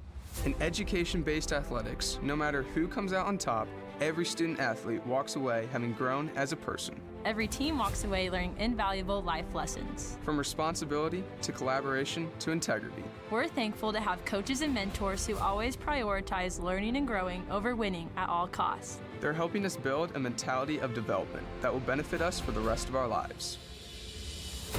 I'm IHSAA Commissioner Paul Neidig. Be a champion of high school sports and the growth mindset they develop by buying a ticket to your high school's athletic events. This is keeping education in front of athletics. This is the second classroom. This is your IHSAA. The camaraderie and community you experience in high school sports is unlike anything else. I'm McKenna Cruz from Greenwood Community High School. And I'm Sawyer Tittman from Fort Wayne Snyder High School. Where else do coaches help their players develop as athletes and as human beings? Where else do student athletes grow together and grow up together? Where else do parents and fans from all walks of life come together as one to cheer on their team? High school sports are special because coaches, student athletes, and fans know they are all in it together. The camaraderie and community we experience is just one reason why we love high school sports and why it is unlike anything else. I'm IHSAA Commissioner Paul Neidig. Be a champion of high school sports and the way they bring everyone together by buying a ticket to your high school's athletic events. This is unity. This is pride in your community. This is your IHSAA. It's a harsh fact of life, but failure is inevitable. You can work harder than you ever thought possible and still lose. Sometimes someone else is simply better than you. While life teaches us that we will sometimes lose, education-based athletics teach us how to deal with those losses in a mentally healthy way. I'm Bella Miller-Krieger from University High School. And I'm Charlie Hosnow from Forest Park High School. With our coaches and teammates supporting us, student athletes learn how to move past the letdown and focus on the next point, the next play, and the next game. We learn that negative energy is wasted energy, and that no matter how many times we fall short, as long as we are learning and never give up, we'll ultimately win. I'm IHSAA Commissioner Paul Neidig. Be a champion of high school sports and the resiliency they build by buying a ticket to your high school's athletic events. This is overcoming adversity. This is developing mental toughness. This is your IHSAA.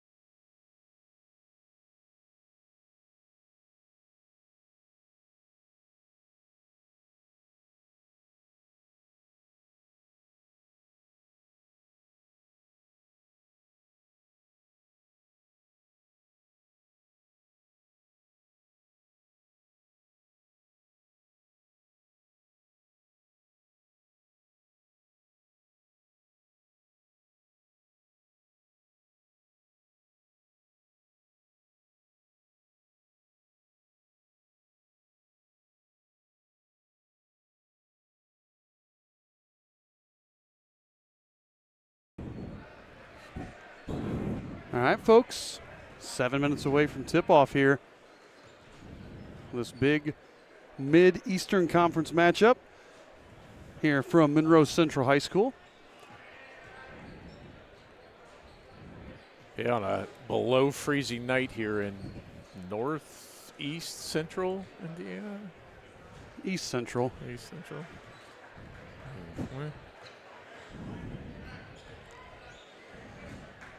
So I had to catch my breath. I ran down the stairs and ran back up the stairs.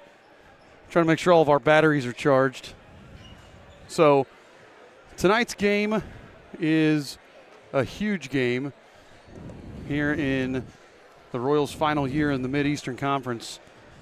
They come into this game with a record of 6-5. They're coached by Brett Bechtel, who's got 34 wins to 25 losses in his third year at Eastern Hancock. And started off the year with 2 losses, then 4 in a row, and then it's been loss, win, loss, win. Loss here the last couple games. Just trying to get back on track and trying to get, into a rhythm here.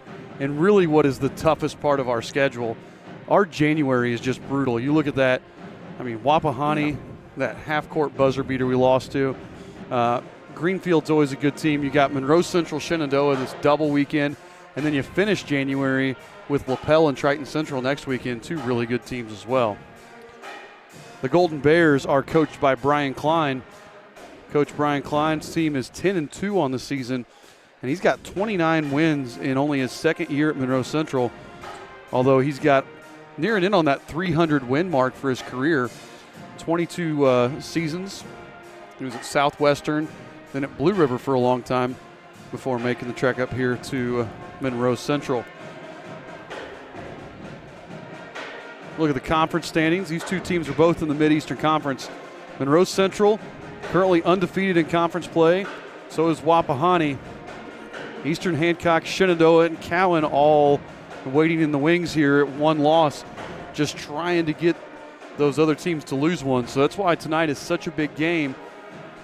If the Royals can win, they're still hoping that Wapahani loses, but it puts them in a really good spot if Wapahani can stumble. If they lose tonight, they basically, I don't want to say they take themselves out of the conference race, but I don't see any of these teams losing twice. Right.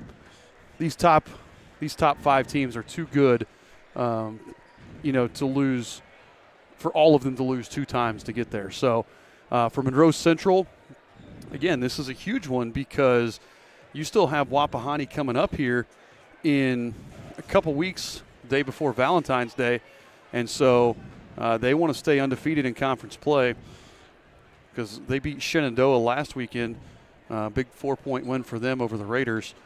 And I was talking to their AD before the game. He said that was probably as well as they have played all season long. So, this is a huge game. And this was Eastern Hancock's last year in the Eastern Crossroads, or in the Mid-Eastern Conference before heading off to the Eastern Crossroads Conference next year. So they definitely want to try to close out this last season with a victory. We look at these 2 teams in their sectionals.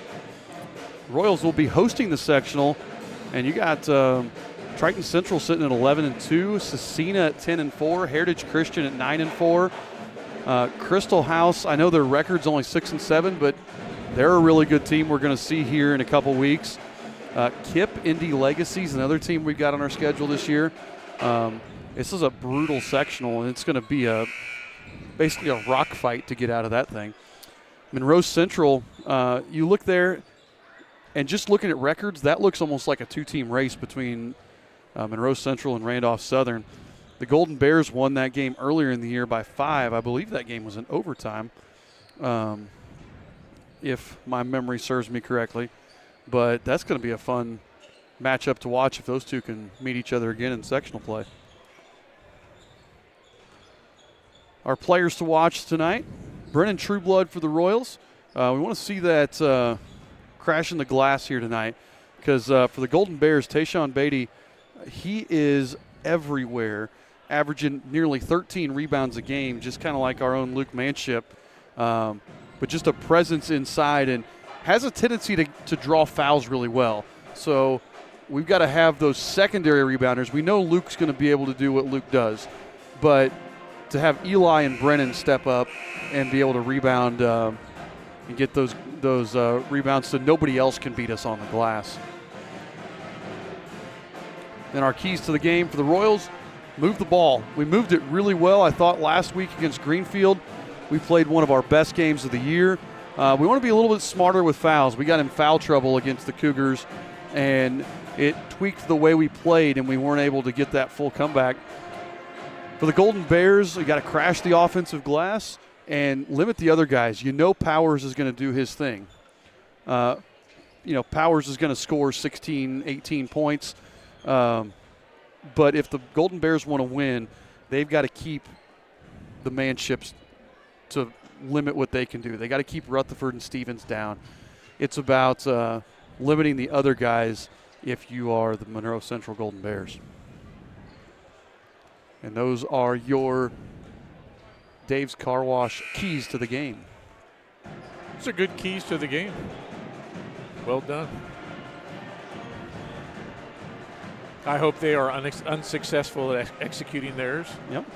And I hope we're successful at executing ours. Absolutely.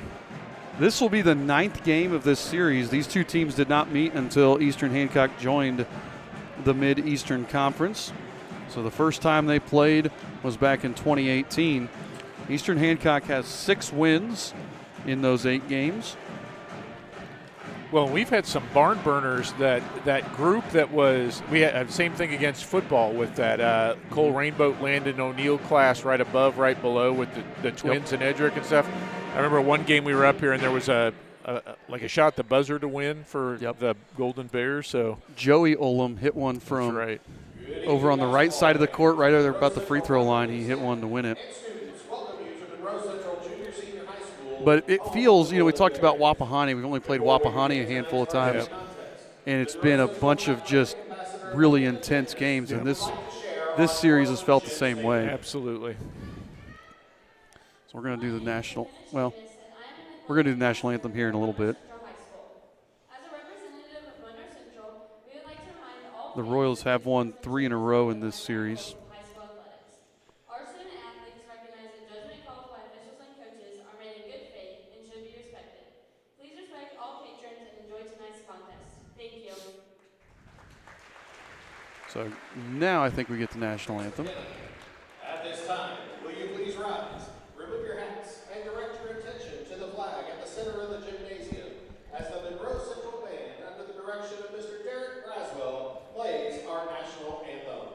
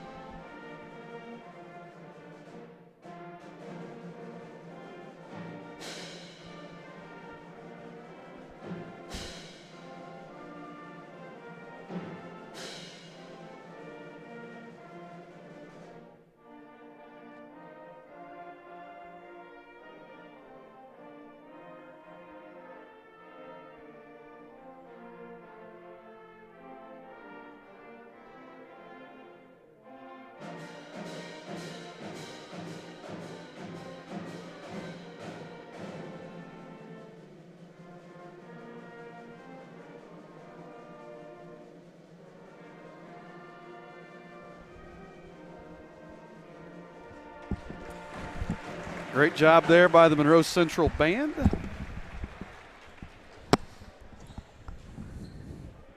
Flag retracts back up into the rafters. First, the visiting Royals of Eastern Hancock. Non-starters, number 13, Brennan. So again, the Royals for the, I believe the 4th game in a row now will be without the services of point guard Landon Loring. Hoping to have him back relatively soon. Although we've done a good job. I mean, I think this team is such a comfortable team with each other that they were able to absorb blows, but you can always use that extra athleticism and scoring. You're never going to say, hey, why don't you just stay over there on the bench when you get better? You know. No, and it did affect our depth and rotation there. That the bench got shorter without Landon. So. Well, he's such a good ball handler. It just changes the way that we've had to play. And like I said, we've adapted well, but hope to get him back here before too long. All right, Monroe Central fans, to your feet. It's time to meet your Golden Bears. So I like how Monroe Central does this. The lights are just some random kids out of the cheer block. They handed them spotlights and said, come up here. Yeah, that's pretty funny. Number 20, Kyler Lowe.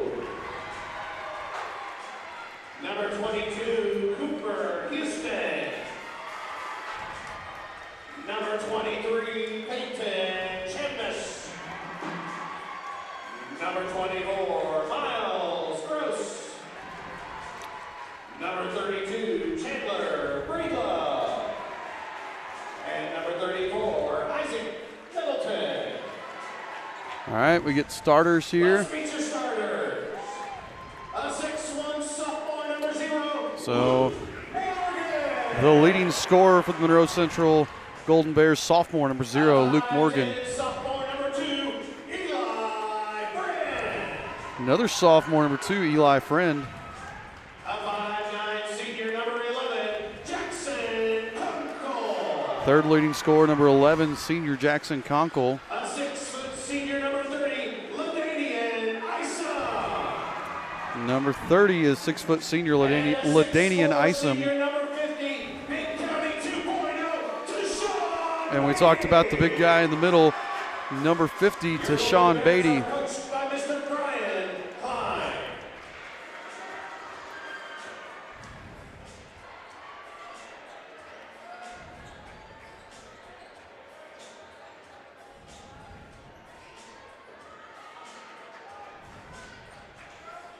All right, so looks like Isom and Luke Manship are going to jump it up as we get some chilly weather outside, but about to heat up inside. I like that start. Yep, Royals with the tip. Caden Powers will walk it across.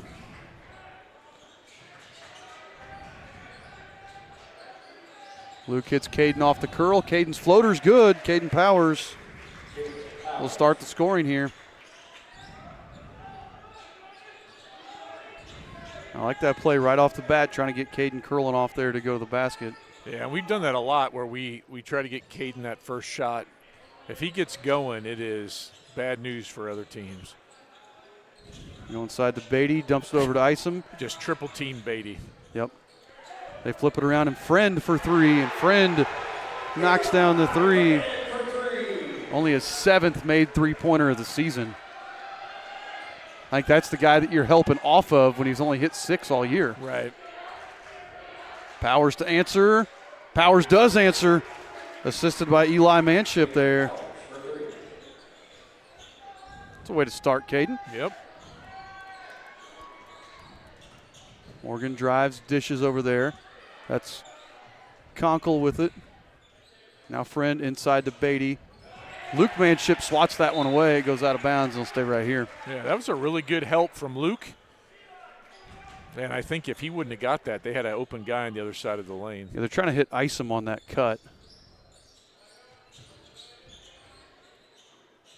That's the second time they've looked for it. Conkle rises up and can't get the roll. Beatty with the can't get the roll either. And then Beatty, just frustration foul, slaps Eli across the wrists. Yeah, and initially Beatty got the rebound. He got Eli backed under the basket a little too far. But he assumed that he made it without making sure that he made it. And then he kind of started backpedaling back on D. Yep. 5-3 Royal lead here. Powers looking to get Eli on the roll. Eli kicks it out to Rutherford. His 3, perfect. I'll start like this. Yeah. 3 shots, 3 made baskets for the Royals. And all 3 were assisted, right? Like that's. Yeah. Morgan pulls the trigger. Morgan drills it. Coach Klein wants a timeout, 30-second timeout. And I think we're either going to see an adjustment of defense, or we're going to. Well, I guess they could come out in their press now. Yeah. But something's going to change because Coach Klein does not like the shots we're getting. No. So 2-point lead here for Eastern Hancock. We shot really, really well against Greenfield the other night, but the thing that Aaron Spalding and I talked about on the broadcast was every time we got a big shot, they immediately answered with a big shot, and we just couldn't ever build any momentum. Yeah, that's tough. Well, no press. No press, no substitutions, just talking to the boys. Rutherford, pump fake, started to drive. Finds Powers straight ahead. Powers with another one. And they're chasing right now. They are not being able to stay with those two guards running. Caden Powers with 8 points here early on. Conkle didn't catch that one clean, or else he would have had an open three. Morgan finds Friend in the corner. Friend blocked there by Powers, but Friend gets his own rebound. Can't get the putback. Gets his own rebound again. And then traveled with it. Yep. I actually think Friend got fouled, or Morgan. Morgan got the first shot. I think Morgan got fouled. No, it was Friend. Was it? The official talking to Brett Bechtel about something here. That's strange. Because we weren't hollering about anything. That ball was clearly went to us. Yeah. There's interesting. Rutherford, Luke Manship. Nice pass to Caleb. Caleb Rutherford, 2 more. And again, every field goal has been assisted so far for the Royals. As Luke Manship gets that one.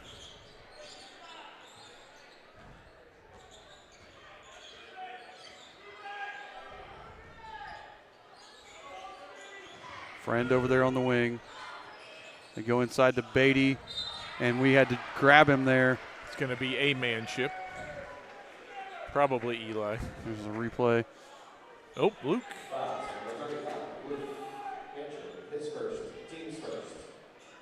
And you could see our strategy with Big Beatty there is to just collapse everybody on him. We actually had 3 guys again.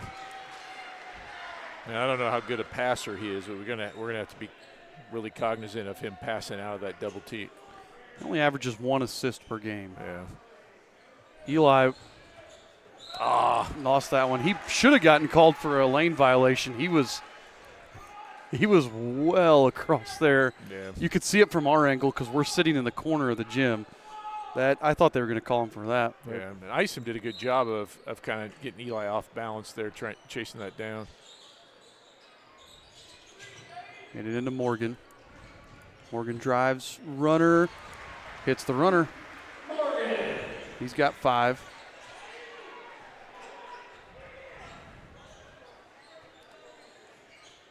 I want to see more of Powers just shooting it here. Isom, They call Luke? Let's watch the replay. They're going to say he hooked him, didn't they? I don't think so. The only thing I can think is Eli moves really fast. Watch it on the replay. Yeah. He never really sets his feet. Yeah, that's tough. That is tough.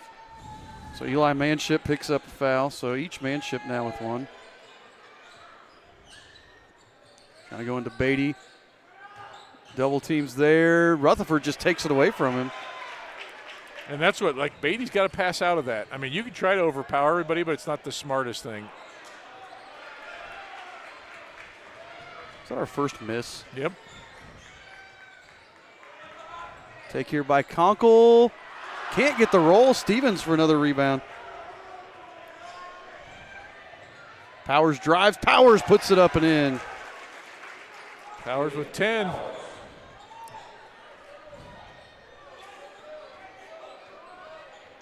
And we're just over halfway through the first quarter.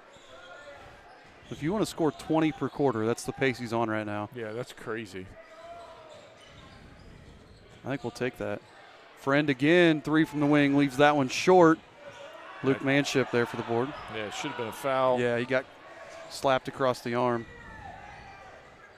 Powers to Luke.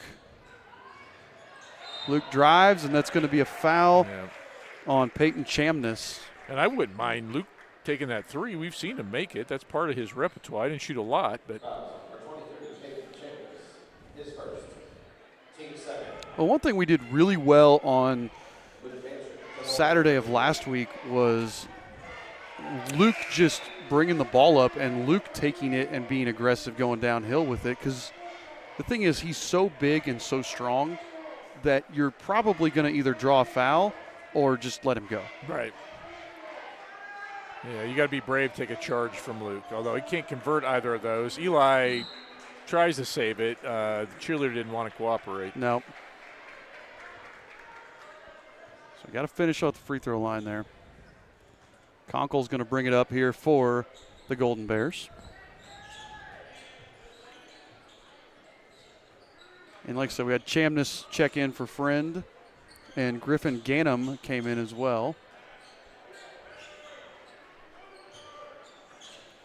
Throw it over there. Conkle somehow saves that one. Working on Stevens, steps through. Over here to Ganem. His three, no good. Powers with the rebound. And Conkle's got to be careful. He's kind of extending that arm to clear out some space. Stevens, he was on deep. the line. Yep. And that's a little misleading, like your depth perception over there, because the out of bounds line, you can't see it on the camera, looks funny. Yeah. There's almost like 3 lines over there. Yeah, they've got that line running through the Monroe Central logo. Yeah, that makes it hard to see. Yeah. Although the cheerleaders might be a clue if you're. Yeah, you would think. Chamness with the rebound and the save. Ganem over to Morgan in the corner. He's off the mark. Chamness tips it again. Luke manages to corral it. Kind of like the pace of the game right now. I do too. Luke Manship for 3, off the mark. Yep. Beatty with the rebound. Ganem again for 3, and Ganem buries that one. We get 3 more quarters of this. This is super entertaining. Eli Manship assisted by Powers there. And that was a really good job. Beatty had to stop Powers, and Eli kept good spacing. Morgan gets to the rim. He's got 7 now.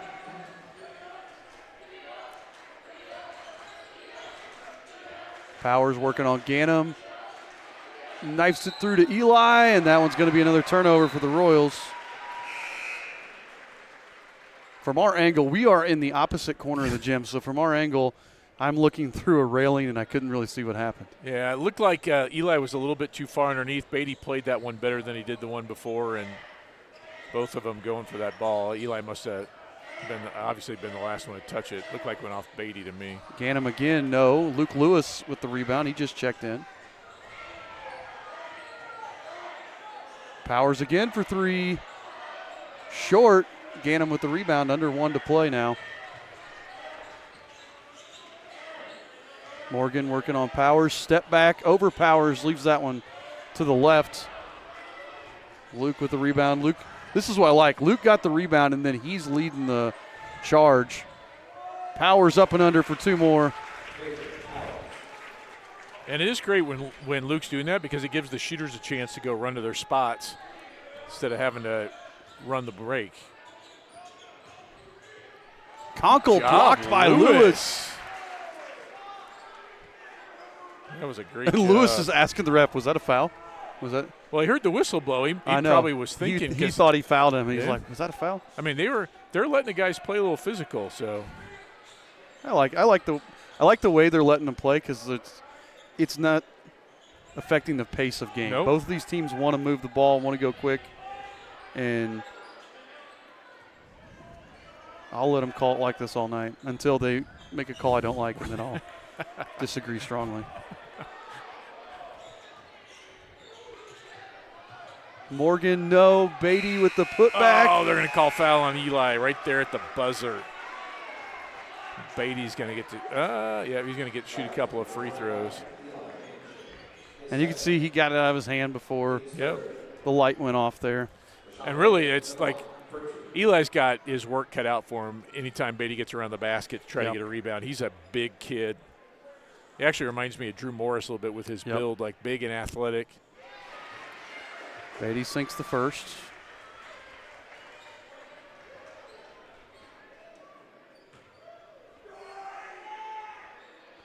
No good on the second. So Powers with 12 first quarter points for the Royals.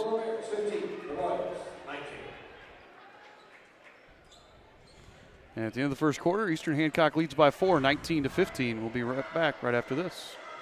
With 9-Star Connect high-speed fiber internet, there's no choosing between speed and reliability. You get both. Lightning-fast internet with no data caps and equal upload and download speeds means everyone gets what they need when they need it. Stream, game, work, and connect all at the same time without missing a beat. All backed by our 24/7, 365 expert support team, because your connection should be the last thing you worry about. Switch today. Visit 9starconnect.com.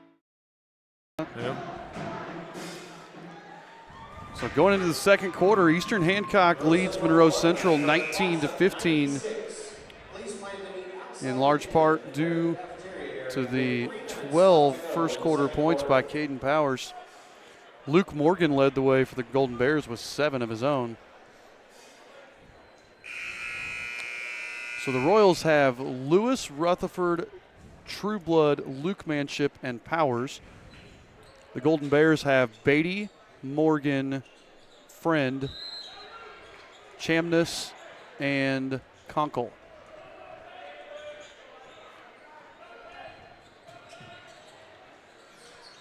Friend up top with it, goes inside to Beatty. Beatty over the shoulder, his first field goal of the game.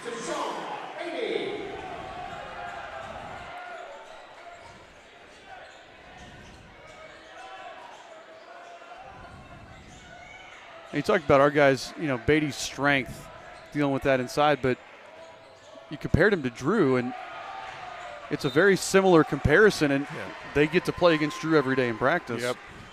Another turnover there for the Royals. Although the thing we've seen Drew is pass, and Beatty has not really done that yet. Yeah, that's kind of the difference, is Beatty's attacking, where Drew does, but Drew's a really good passer out of there. Friend, no. Beatty keeps it alive. Beatty can't get the putback. Yep, and that's the second time we've seen that from him, where the ball rolls off. And he just thinks it's going in. He starts heading back, and Eli Friend picks up the foul. Yeah, but we saw the same thing there. Like Brennan got pushed under the basket just because of Beatty's size. Anything around the basket, we're going to have to work extra hard to make sure he didn't get a rebound. There you go, Powers. And he was waiting for the contact. Hop, skip, and a jump. No. Luke there for the board. They got Luke with 6 boards already. There's a good throw. Couldn't get it up quite quick enough. There we go. Attaboy. Chamness with the foul. That's going to be 2 on him. And I wasn't sure that Trueblood was going to be able to get it off because Chamness came flying in there. Yep. Team second. The basket's good. Shooting the follow-up shot. Trueblood.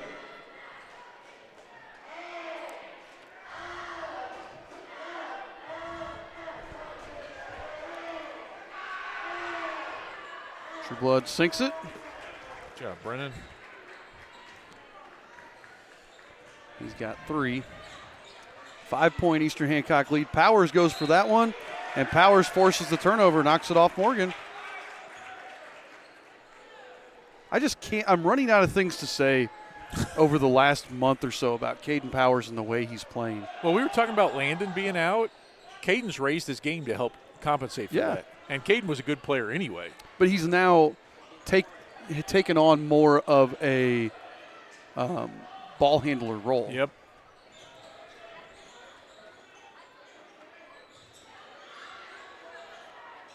Trills that one. The pass from Luke Manship. Caden's got 15. 8-point lead now for Eastern Hancock. This is a big possession for the Golden Bears because you got to score here, kind of stem the bleeding. Yep. Friend, that one's going to be off to the left. Chamness with the rebound. Gets it over to Beatty, and Beatty puts it in. Yeah, you called it on that one. Yeah. And Chamness probably got away with a push. That would have been his third. Powers tries to thread the needle, somehow gets it. Trueblood didn't realize where Beatty was. Yeah, and he didn't catch that pass clean as it went through there, and so he had to go down low to get it. Beatty did a good job of recovering. He's got nice active hands for a big guy. They're going to get Luke Lewis. Yep. So Luke was trying to find the line of how physical they would let him play. He just found it there. Yep. You can't. I think that's a cross check, maybe forward check, something. That was a hockey play from Lewis. Just only instead of boards, just knocked him out of bounds. Yeah. Nobody to get into. Finally get it to Conkle. That was a long 5 seconds. Conkle working on Lewis. Kicks it out to Chamness, who hits the three.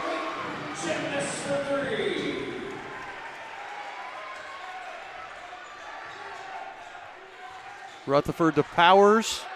And Caden's getting knocked all over. There, another foul. It's either going to be Chamness's third or Beatty's second. Which one's it going to be? I'll take Beatty's second.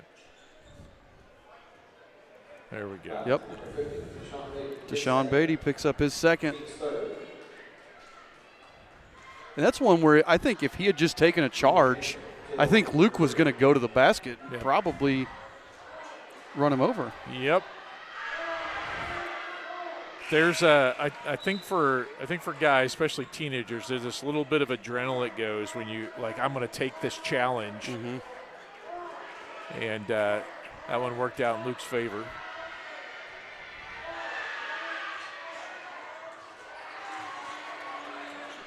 So Luke goes 1 of 2, and I've got Beatty with 6 boards as well. Yeah, he and Luke are going to be putting on a rebounding show here. Yep.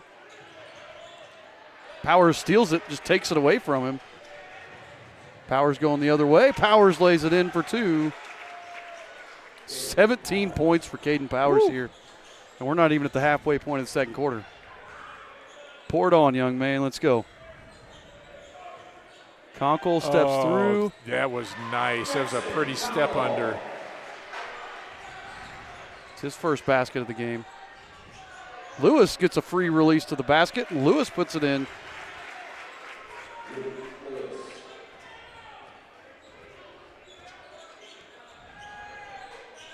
Morgan.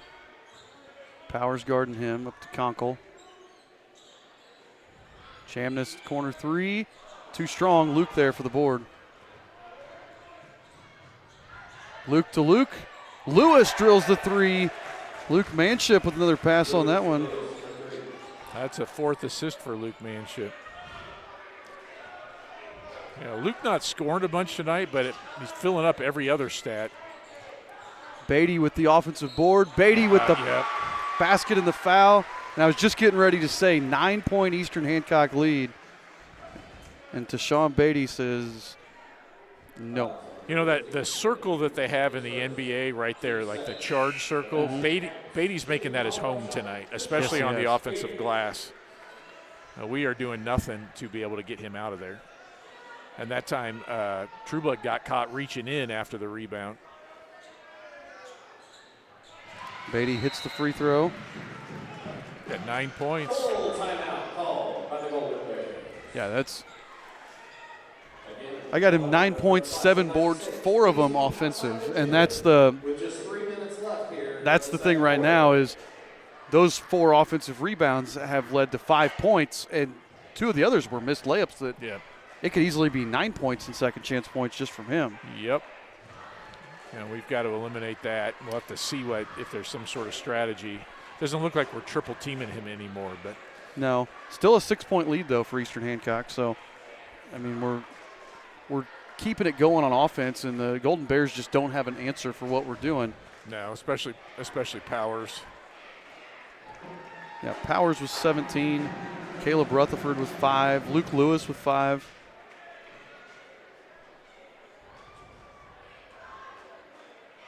Eli Manship 2. Brendan Trueblood 3. Luke Manship 1.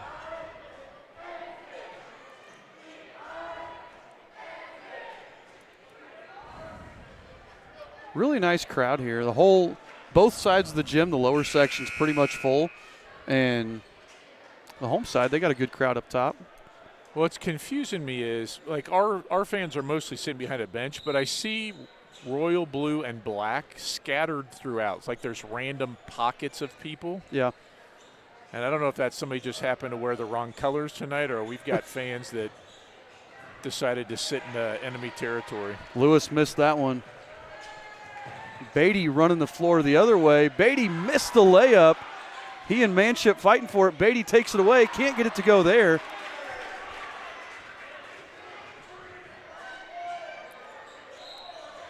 Did he step on the line Zach again? step. Man. He's been doing that. He's just been a little too close to the line several times.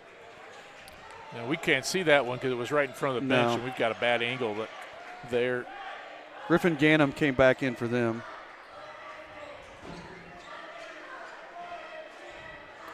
So Conkle running the point. 3:05 to go here. Ganem in this corner. Takes the 3 off the mark. Good job, Trueblood. Yeah, Trueblood tips it over there to Luke. Nice outlet. Up to Stevens. Oh! He's going to get the basket. They give it to him? I don't know. I think so. I thought they were calling a charge at first. Nope. Here it is. Watch the replay. And I could get behind either one because Conkle is moving, but Zach has his shoulder lowered there too. So yeah, and if I'm the Royals, I'm saying that's definitely no basket. Yeah, and that's hold on. This guy just called it no basket, and they called it not on the shot. I don't know about the not on the shot, but I think that's either on the shot or a charge. Right, and I think because Zach paused. There you go. I'll get you 2 anyway, young man. I think because he paused and let the defender come, they said he wasn't in the act of shooting anymore. Friend, that hit off the cord or the Beatty wire. has it just taken away by Trueblood. Do we give Trueblood a steal or a rebound on that? I don't know. No good on the shot there from Luke. Conkle pushing it the other way. Morgan drives. Morgan's going to be fouled from behind. And that probably was a little bit, but that looked pretty. Yeah, I think he gets him with the body. I agree. I think he jumped into him, but yeah, he does. I think you're right. So Powers picks up the foul, only his first. Luke Morgan at the line to shoot 2. I tell you, this goal has not been friendly to the Golden Bears tonight as Morgan misses the front end. Yeah, they're going to be happy to switch sides here at halftime. And when I got here before the game, the players said there was something loose on this rim, and they spent about 20 minutes with a ladder out here messing with it before the game. Morgan misses that one too. Maybe it's tightened up now. And yeah, I wonder if they, had to, if something came loose and they had to tighten it. Luke over to Powers, and it's just stolen away there by Morgan. Friend way short. Got Luke now with 10 rebounds. By the way, you want to know, one of the benefits of this run we're on is that Eli has not had to come in with his 2 fouls. Nope. Missed there. Chamness with the rebound. Minute 40 to go. Royals by 8.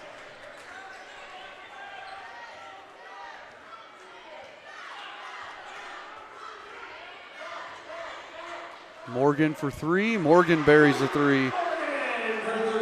His first points since the first quarter.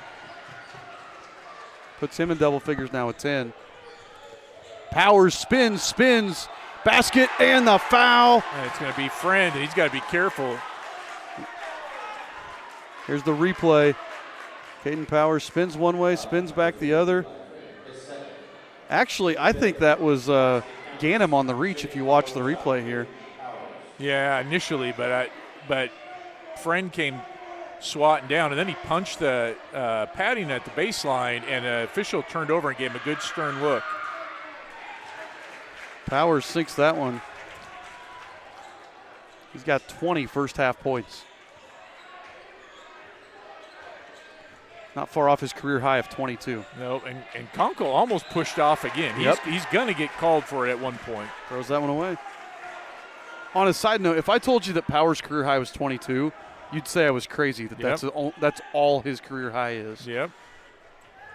As well as he shoots and as much as he's played these last 2.5 years. Well, and somebody's averaging 17 a game. Yeah. Missed that one. Trueblood with the putback. Trueblood. Great job. Big basket by him. 10-point Eastern Hancock lead here. Morgan again. We don't want him heating up. Maybe he can heat up and then cool off at halftime. He's got 13.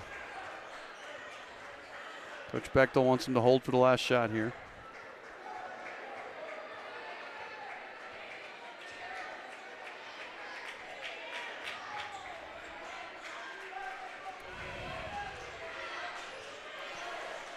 .16 on the clock. Powers backs it back out. He's dangerously close to that timeline. Step back three for Powers. Off the mark. Trueblood with the offensive rebound. Stevens going to put up the shot. Ooh. Stevens drills a two. Conkle with the full court heave. Too strong. And Eastern Hancock's going to take a 9-point lead into the dressing room here. Hope you like offense, folks, because this has been a really fun game here. 42-33. Eastern Hancock on top. This is going to be an extended halftime in case anybody's curious, because they're going to recognize the 30th anniversary of the 1996 basketball team. So it'll be a 15-minute halftime if you're wondering why it's going to be a little longer than normal. But we'll be back after this. It's time for the Commissioner's Corner, an exclusive weekly conversation about Indiana high school sports with the Commissioner of the IHSAA, Paul Neidig. Now for an up-to-the-minute report about what's happening in the constantly changing world of high school sports, here's Commissioner Paul Neidig. Welcome into the Commissioner's Corner, our weekly conversation with the Commissioner of the IHSAA, Paul Neidig. I'm Brendan King. Paul, great to be with you as always, and we start this episode with maybe a sentence that none of us thought we'd be saying a number of years ago, but the Indiana football Hoosiers are college football playoff national champions. An incredible run in the playoff for the Hoosiers. And, you know, Paul, it connects with what you guys do in high school sports. We'll talk about the Hoosiers roster in just a little bit, but what's your reaction to it all? You got to see the Rose Bowl, of course, and what a team it ended up being for Kurt Cignetti. You know, they've talked a little bit about creating the movie, and I think when you really look at what this football team has done in capturing not only Indiana, but the country and following those, it's incredible the number of people who have come out and watched the Hoosiers throughout their tournament series. I mean, I can remember going to Memorial Stadium many times, and I could kind of have my pick of seats in the place, and especially the second half.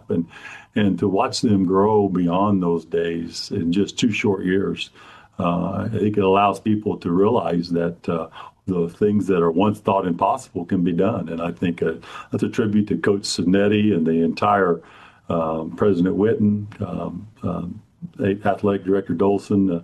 Their dream and their ability to sell this to the Indiana community is just phenomenal. And it should have a story written about it, because we've never seen anything like this in the world of college sports, and it goes along with the movie Hoosiers. I saw those things and a lot of things that have been folklore in the Indiana history, and this is just another chapter in the incredible sports story of Indiana. 31 players on that Indiana roster from this state, played high school football in this state. I'm sure many of them on Friday nights were having their names talked about on Indiana Sports Talk and what they did under the lights on Fridays, helping their communities. But, what does that mean for you guys over at the office of the IHSAA that, 31 kids that came through your program in a way are now national champions?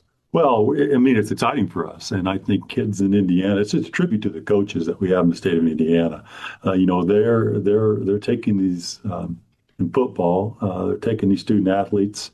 One, they teach them to be an athlete or a student first, but then they're teaching them with a high level of coaching to be the best athlete they can be, and the skill set training that they get allows a lot of students in Indiana to dream of that next level, and it doesn't happen that way everywhere. But Indiana is blessed with a plethora of incredible coaches that develop students throughout their high school career. And when they have an opportunity to be with that coach in 4 years of their high school, those lessons build upon themselves. And that's just a product of what we see. That's Paul Neidig. I'm Brendan King. This is the Commissioner's Corner. Paul, other stuff going on with the IHSAA girls wrestling just wrapped up over at the Coliseum. Whiteland finishing with the top spot in girls wrestling. 2 individual state champions, Crown Point, Hobart, and Columbus East following in the standings. And, of course, boys wrestling coming up as well. So can you just break down the weekend for the girls wrestling state titles and what's coming up for the boys, too? Well, girls wrestling was a great weekend, and we saw a significant amount of growth in not only the quality of wrestling in its second year of state championship participation, but in the number of fans. I mean, we were up almost 1,000 fans this past weekend over the previous year, this past Friday. And so that's exciting. And we knew girls wrestling would continue to grow. The fan base loves their sport, and we're excited about it. And then we turn right around the corner. In a week from this Saturday, we kick off with the boys wrestling tournament, and I'm sure it's going to be a tournament to be excited about throughout the entire 4-week march to the state finals. And Paul, less than a minute here. Girls basketball pairing show coming up. Ready to kick off the basketball state tournaments. It's coming. It is. It's time, and we're excited about it. A lot of great girls basketball being played in this state, and Assistant Commissioner Jane Schott does a great job as a former high school basketball coach and player at Purdue of really celebrating girls basketball in a proper way in this state. It's the Commissioner's Corner. That's Paul. I'm Brendan. Appreciate the time, Paul. Talk to you next week. We'll talk to you next week, Brendan.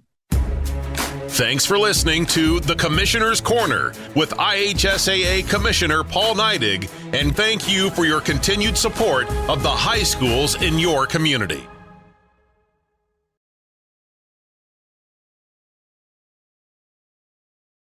We all need to eat more vegetables, but we run into the same problems every time we go to eat them. Carrots and peas just have no flavor. Beans and Brussels sprouts have side effects that will send children running in fear. But there is one vegetable that everyone loves. It's corn. And when it comes to corn, there's only one name to trust: Paxton Farms. Paxton Farms sweet corn has been your go-to source of corn in Hancock County for years. So head on down and grab some. And when you think of corn, think Paxton Farms.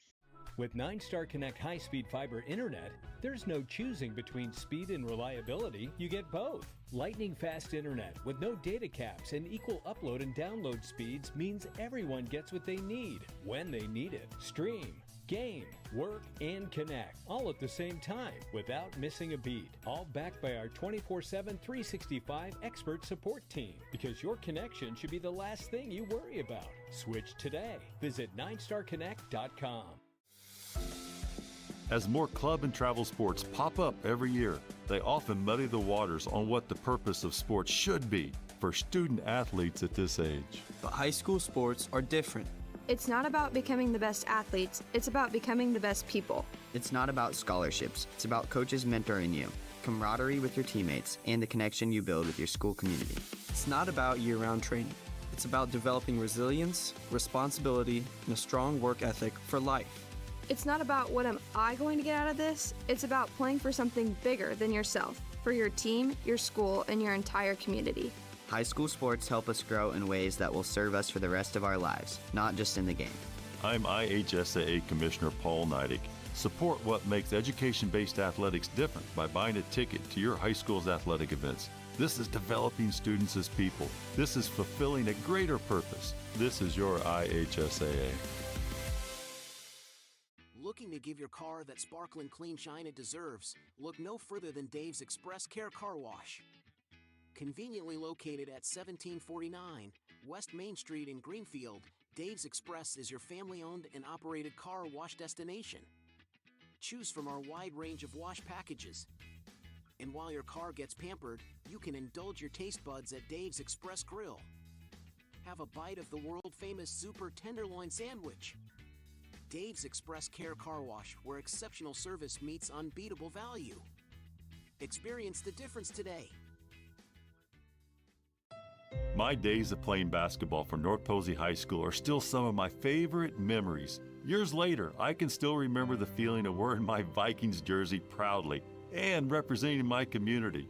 I'm IHSA Commissioner Paul Neidig, and these student athletes know how that feels. It's an honor to represent my school and wear their name, to have the entire community rooting for my success, to contribute to my school's legacy and all the student athletes who came before me. I'm Josie Campbell, and I'm a proud Brownsburg Bulldog. Playing high school sports gives me a sense of ownership in my school. I get the chance to have a positive impact on my school's reputation, to help carry out our traditions, and to be the best person and player I can be. I'm Jet Wolfley, and I'm a proud Terre Haute North Patriot. Demonstrate your pride by buying a ticket to your high school's athletic events. This is promoting school spirit. This is making your community proud. This is your IHSAA. As a 9-Star Connect Electric customer, you're already connected to something powerful. Now, get connected to something even more powerful. High-speed fiber internet in your home. Experience the 9-Star difference. And expert technical support available 24/7, 365 days a year. From powering your home to powering your internet, experience our trusted service in a new way. Make the switch to 9-Star Connect Fiber Internet today. Visit 9starconnect.com. High school sports have a unique way of setting the tone for our entire school community. How? By demanding our very best, no matter who we are. Every student, coach, parent, and fan has a responsibility to practice good sportsmanship at athletic events. It's on each of us to lead by example with our behavior. The way we behave is not only a reflection of our own character, but of our schools as well.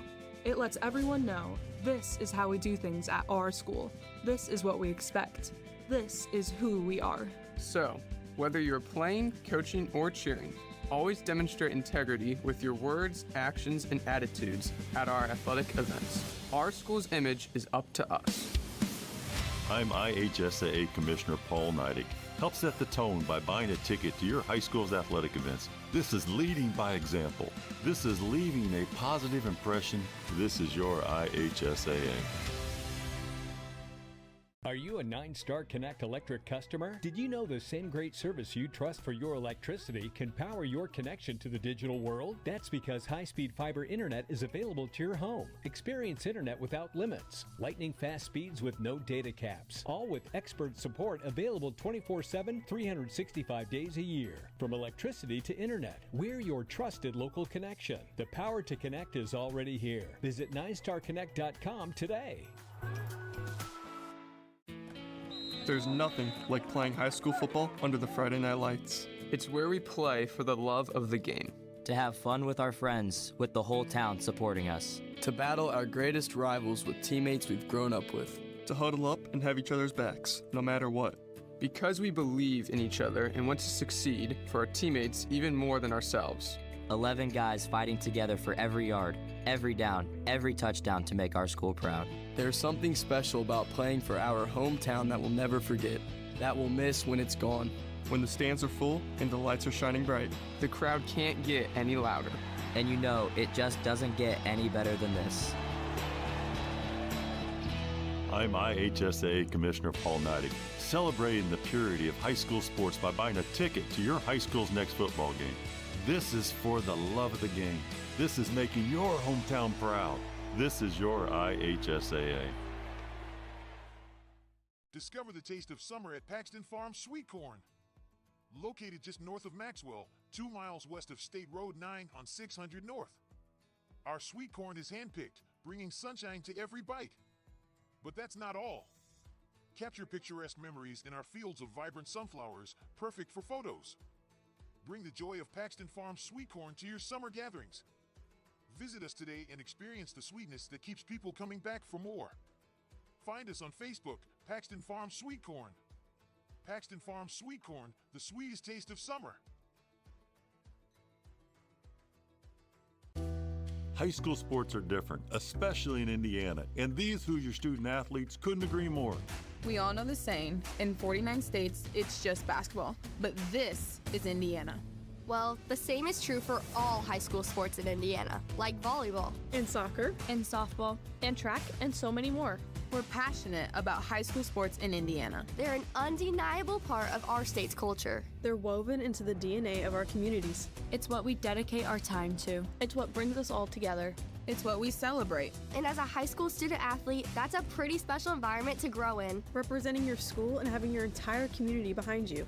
Being a high school student athlete in Indiana is something we never take for granted. And it's an experience we'll never forget either.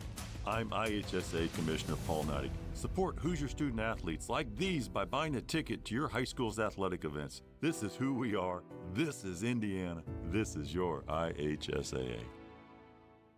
With 9-Star Connect high-speed fiber internet, there's no choosing between speed and reliability. You get both. Lightning-fast internet with no data caps and equal upload and download speeds means everyone gets what they need. Visit 9starconnect.com. Some see a wrestling match. We see a 6-minute lesson in grit.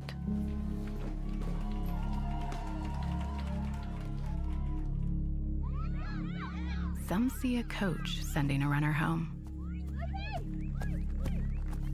We see a mentor guiding a student athlete into the future.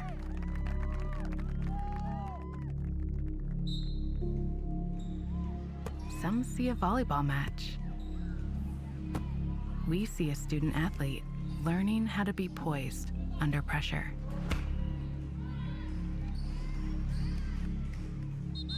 Some see a high school football stadium. We see the one place where the whole community comes together. Proud to keep education in front of athletics since 1903. As more club and travel sports pop up every year, they All right, everybody, welcome back here to Monroe Central High School here in Parker City, Indiana. As the Eastern Hancock Royals lead the Monroe Central Golden Bears 42-33. Last time that we scored 40 in the first half in a game that wasn't a running clock game. Do you know what that was? Not off the top of my head, no. I feel like that would have been a Spalding Twins, Landon O'Neill kind of time. 2021 against Tri-High. All right. So I mean, we've scored 40 against teams where we blew them out, you know. Right. But scoring 40 against a good team, we haven't done that in the first half of a game in 5 years. Like I said, we've done it in blowouts, but right. Really nice offensive production, shooting 50% from deep. I mean, I've got us with 9 assists. Yeah. That should be another one. Rutherford off the mark. Yep. Morgan with the rebound.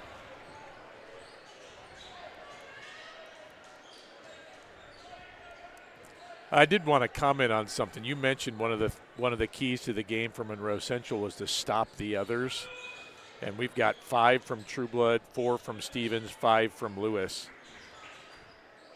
We get very little from the Manship brothers, and we're up by 9. Yeah. So Morgan, deep three, hits every part of the rim. Yeah. That's his 4th 3 of the game. Yeah, he's the guy we don't want to get going. That's 16 for him. Yep. Powers over Beatty. Can't get the roll. That one's tipped around. Conkle with it. Now, we did see the Golden Bears struggle a little bit with the rim down here, so hopefully that was just them, and it's not a thing that's going to transfer. Isom hasn't played a whole lot. Did we see him hardly at all in the second? No, not much. Came in right before the end of the half. And Eli got thrown, and that's Beatty's 3rd. Man, that'd be big if he has to go sit. Yep. Because they lose that huge presence on the glass. And he's going to play with 3.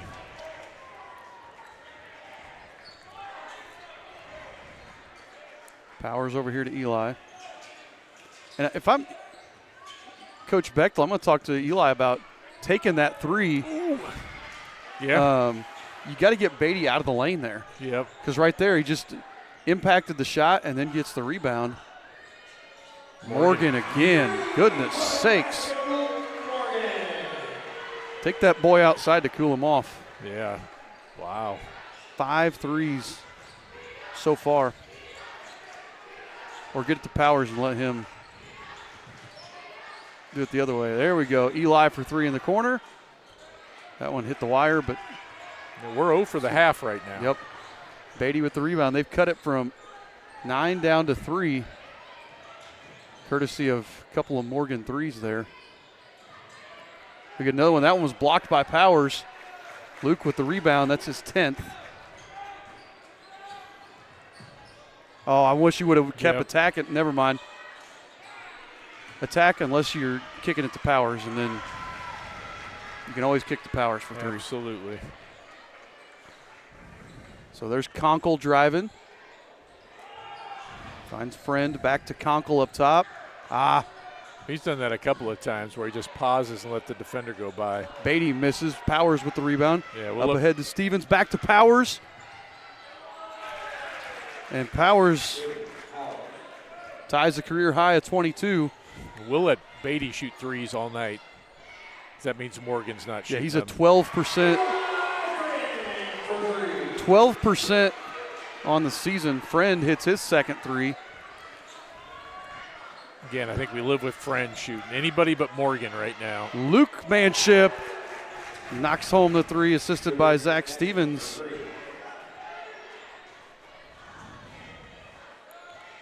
Luke's got 4 points now to go along with 4 assists and 10 boards. Rutherford with the steal, up ahead to Luke, and Luke's going to lay it in for 2 more. And all of a sudden, that was a 2-point lead. All now it's a 7-point lead, just like that. Courtesy of 5 straight from Manship. Morgan finds Conkle for 3, in and out. And I think Luke's going to get called on that one. They were tangled up.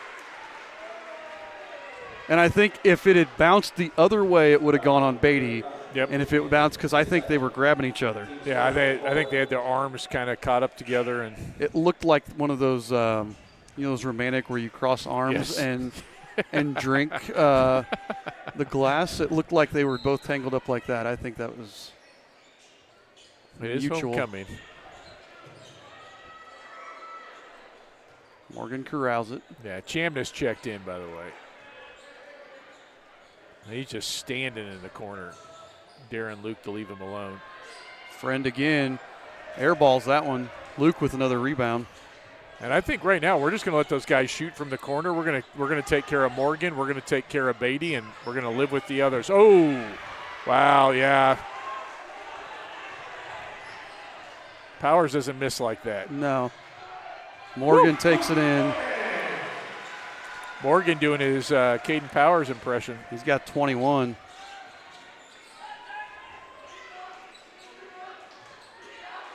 Zach Stevens thought about it.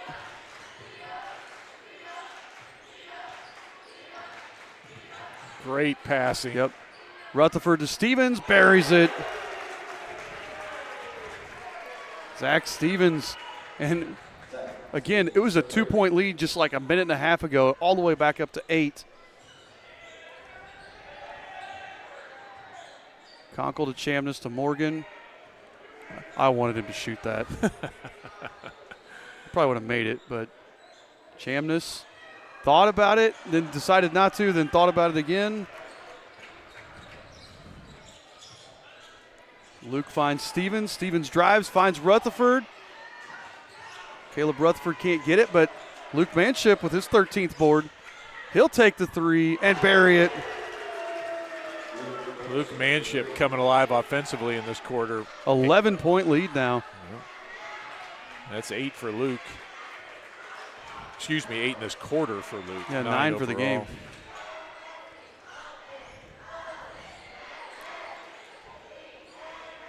That's going to be Chamness in the corner for 3. He'll hit it. Again, you live with that. Yep. Live with Chamness shooting, live with Friends shooting, live with Beatty shooting out from the arc. And Chamness is a good three-point shooter. I mean, he's shooting 33% on the season, but the way Morgan's shooting, you'll live with anybody at this point. Absolutely. So with that, we'll take a quick break. We'll be right back after these words from our sponsors. Discover the taste of summer at Paxton Farm Sweet Corn. Located just north of Maxwell, 2 miles west of State Road 9 on 600 North. Our sweet corn is handpicked, bringing sunshine to every bite. But that's not all. Capture picturesque memories in our fields of vibrant sunflowers, perfect for photos. Bring the joy of Paxton Farm sweet corn to your summer gatherings. Visit us today and experience the sweetness that keeps people coming back for more. Find us on Facebook, Paxton Farm Sweet Corn. Paxton Farm Sweet Corn, the sweetest taste of summer.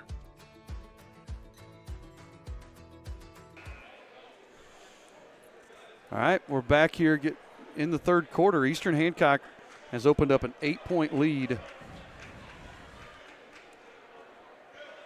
courtesy of everybody playing really well right now and everybody assisting on everything right now. Yeah, I mean, everybody's scored. Everybody that's played has scored, and according to what I've got, Lewis and Trueblood are the only ones without assists.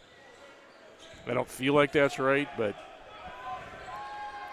so I feel like Luke got at least one in that second quarter. Powers to Eli to Stevens for three. Ooh. In and out. Morgan brings it across. Royals on top by 8. Minute 30 left here in the third quarter. Chamness to Conkle in the corner. There to Ganem. Back out to Morgan. Morgan only a sophomore, too. Drives, dishes to Conkle. Conkle drives, pulls up from 15. Too strong. What are we going to get? I don't know. It looks like the ref just indicated that Eli was hugging Beatty. And Eli did appear to be kind of hugging him there. There's worse things that could happen underneath there. Like that's yeah, I mean, a hug's a nice thing. Yeah. And unfortunately, Eli has to sit out, but we bring Brennan in, who's been playing phenomenal too. Like right there, grabs the rebound. Got the board. 1 minute left here in the third. 8-point Royal lead. Powers step back. Probably not the shot that Coach Bechtel wanted there. No. I can't blame Caden for taking it, though. He created some space. Conkle walks into the three, no. Luke Manship with his 14th rebound. That also felt like an awkward shot from them. Stevens for three, no. Morgan throws it off of Rutherford, but Caleb saves it, gets it to Powers. Powers. Ooh, can't convert, but he's going to draw a fourth foul on Beatty. And Beatty's aghast at that. And if you watch the replay, I don't know that I disagree. I think Powers. Yeah. I don't think Beatty touched him. Nope, I don't either. But he stepped over. And because he stepped over to try to kind of get in his eyesight, it looked like it for the ref. Oh, maybe they didn't. Maybe they gave it to Morgan. They gave it to Morgan. Okay. I was going to say, like, I thought they called it on Beatty, especially the way Beatty was reacting, and I would agree. He didn't get him. So that was a really late whistle then to call on Morgan. Yep.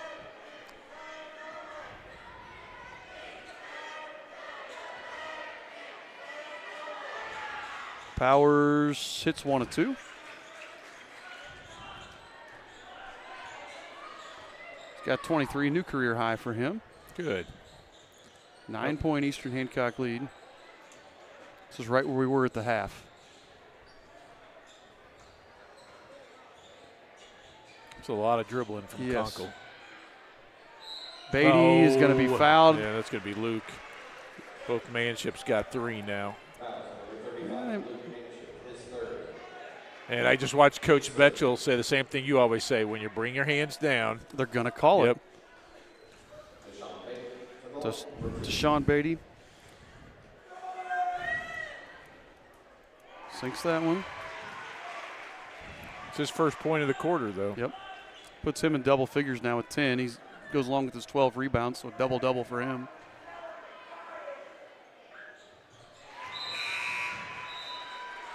Sinks them both. Substitution. So is that Middleton? Yeah, that's Isaac Middleton. Yep. We saw him in the JV game. Came in so Beatty doesn't pick up that fourth with 7 seconds left. Powers step back three. Powers. Oh, that one looked good from where we were. Powers gets the rebound up and in. He just stuck with it. Misses the three. Beats everybody to it and lays it up and in. Caden Powers. Shoo doggy. Makes it a 9-point lead again there.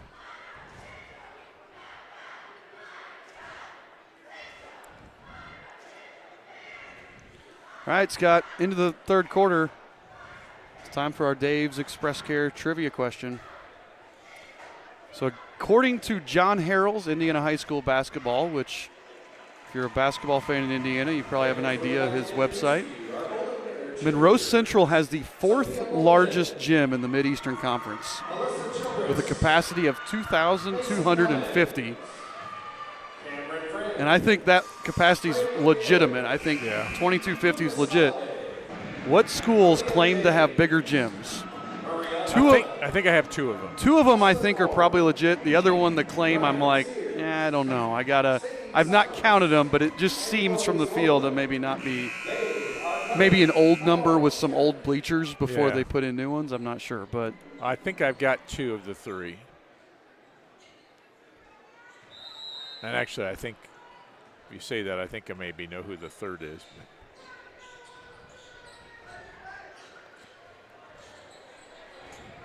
Ganem with the ball there. You know, watching Morgan play, he reminds me of Luke Jones from a few years ago. Yes. Very players. athletic and just, man. And only a sophomore, too, as that ball goes out of bounds. Yep. Well, I feel like Jones was perpetually a sophomore. He and the Olams were here for forever. Yep. So your trivia question, what gyms in the Mid-Eastern Conference are larger than Monroe Central's 2250 capacity? Nice pass. That is pretty. Luke Manship to Luke Lewis.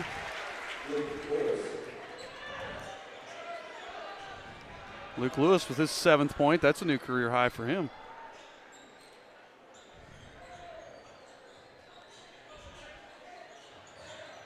Chamness for 3. He knocks it in.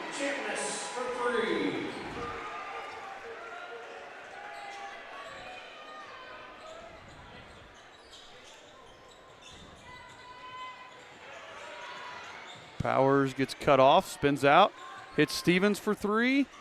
Off the mark. Beatty with another rebound.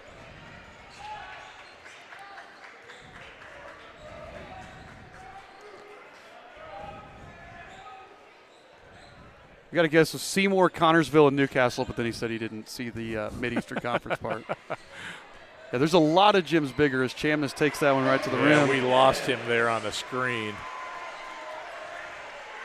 This gym's probably 200th in the state if you just went straight down the line. Powers spins into the lane, and that's a good call by the official. Ganem brought his hand down.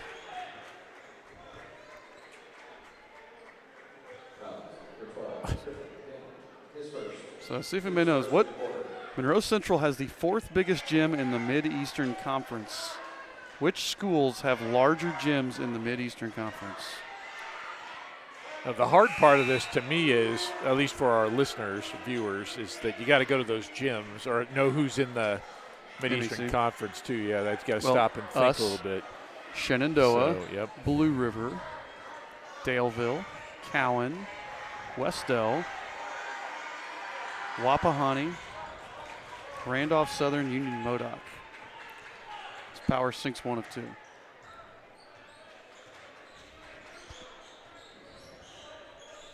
He's up to 26 now. Trying to go inside to Beatty. They do. Good double team there from Lewis, but nice pass out from Beatty. They just can't get that one to fall. Luke Manship with another strong rebound, his 15th. The cameraman didn't turn the camera. So you're watching the other end of the court. Rutherford for three. Rutherford buries the three. Yep, off the pass from Trueblood. 10-point lead again for the Royals.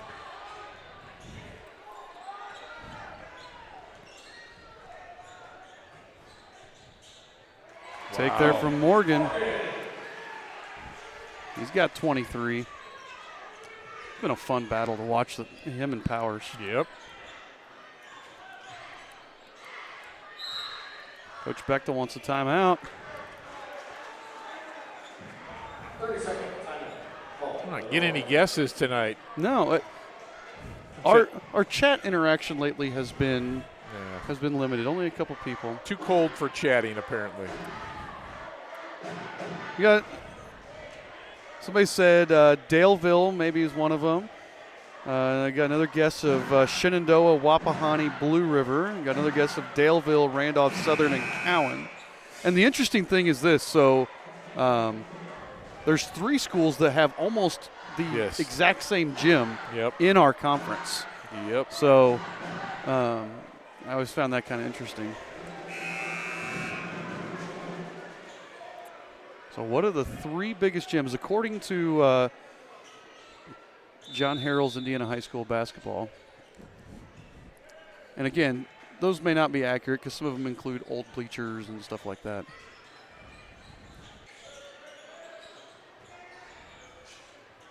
Powers drives. Powers puts it up. Who's that going to go on? Not sure. Chamness didn't look happy. Looks like Chamness. Yep. That's his third. Powers back at the line. 2 more coming. Oh, this has been a pretty evenly officiated game as well. Man, Yes, there is something to the rim. I'm telling you, here. there's something with the rim down here. Powers has missed the front end on his last 3 times. It's the like the fair come through here lately. It's one of those trick hoops. You trying to win the giant stuffed animal. Luke Manship with the offensive board.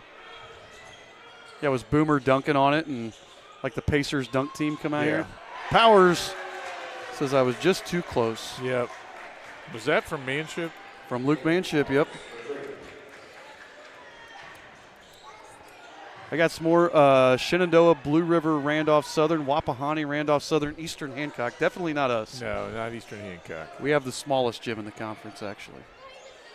That surprises me. We have one of the smaller gyms in the state, actually. Public school gyms. Beatty. Also, Steve Ellsbury says Daleville has a terrible horn. It sounds like an old car from the 1920s. He didn't say. That's me saying that. No, that's funny that's the observation. Powers takes it to Beatty, looking for the foul, but instead he'll get the dump to Eli. I'm not sure how Powers made it between the attempted double team. Beatty, you're not going to stop him going to the rim there. Nope.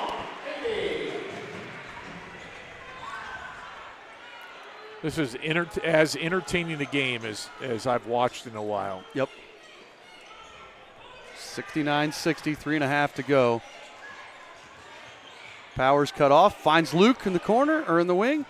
Luke Manship no good. Eli with the rebound. Oh, good save off. Oh, they're going to say it bounced off Eli and hit Morgan. It bounced off Eli and then landed on Morgan, who was laying on his back on the ground.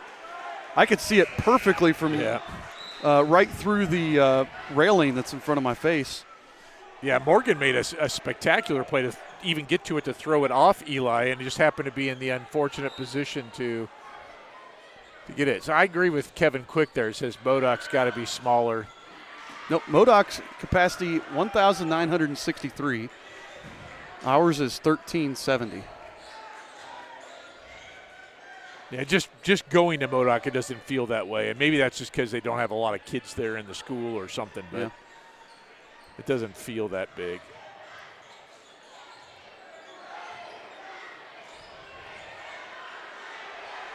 Friend going to get a hold on Manship. Yeah, Modoc, and I think 1963 is the year the school opened, so I think they call that the capacity even though I don't think it probably is 1963 Fair exactly. enough. That's Luke's fourth. Yep. No, Eli. They just gave it to Eli.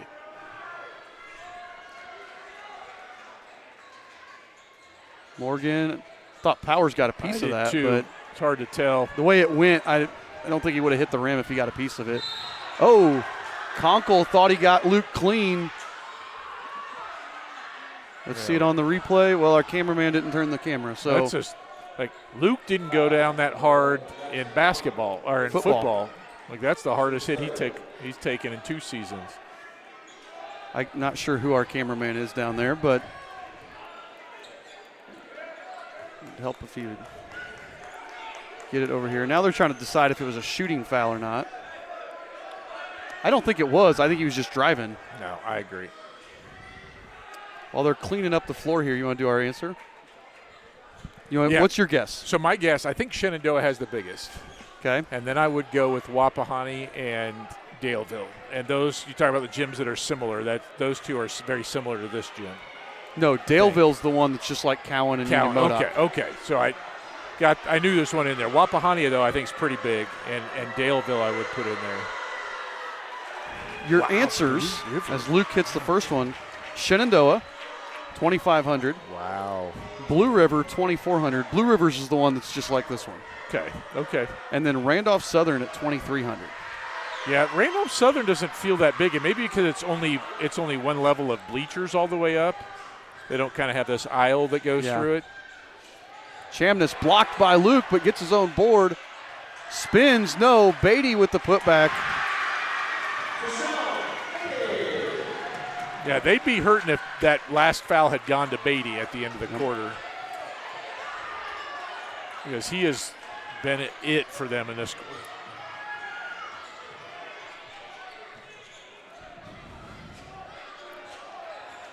Powers fouled by Conkle. That's the 4th foul on the Golden Bears, so we'll be shooting free throws any more fouls that they have. Yeah, and I don't think if you're Monroe Central, that's the guy you don't want to foul. No. And I know he's not shot great on this end, but he's not the guy you want to foul. The guy has that one poked away. Sitting on 29 points right now. 2 minutes left. Golden Bears trail by 8. Can't get that one. Eli just fouled out. Yeah. By the way, to show you how worried we are about Morgan, I didn't see who it was, but our defender jumped at Morgan, who was at least a foot, maybe a foot and a half behind the three-point line. So we know we got to watch him. Well, at this point in the game, he's got 23. Yeah. He's the guy you got to, the three's what's going to get him back in the game here. Deflection, Powers with the steal. And that should have been a foul. Yes, it should have. And they're. Yep. And who are they going to give it to? Beatty.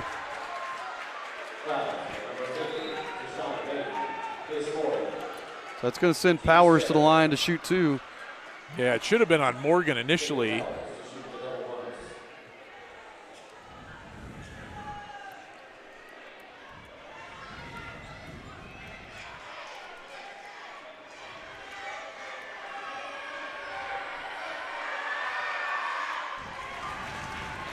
Caden hits that one.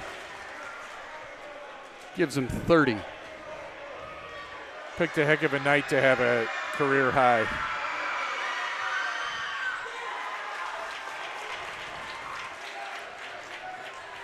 When the last time a Royal scored 30 in a game? 2021. Yeah. Well, Gonna called get it a foul on the on floor. Stevens. Yeah, called it on the floor, though. Is it Conkle?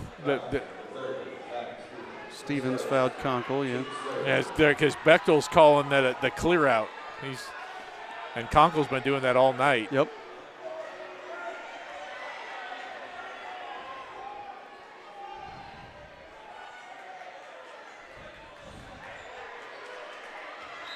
It's a friend to take it out.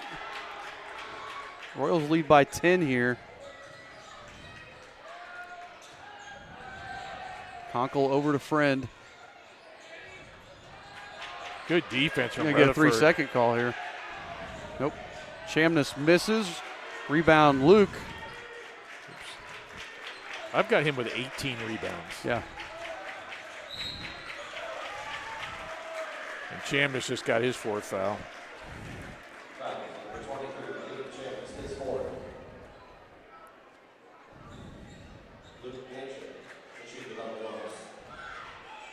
One thing we've not done well tonight is shoot free throws. Everything else has been pretty good. Yep, I agree. Luke hits that one. Although we're making them when during the count.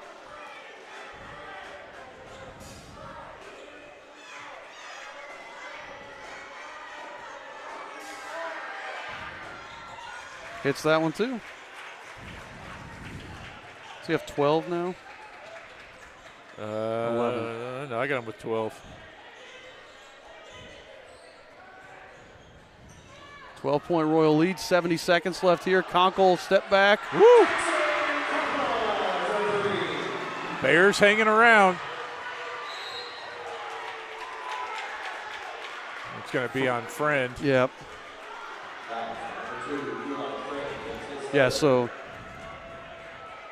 we have not had a Royal boy score 30 points since almost 5 years ago to the day. You know who that was? Well, I'm going to guess either Landon or Jake Spalding. Nope. Wow. Silas Spalding against Lapel. All right.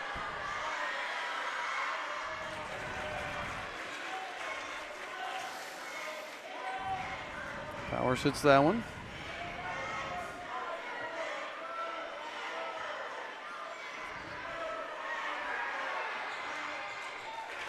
Well, apparently Caden got that rim figured out. Yep.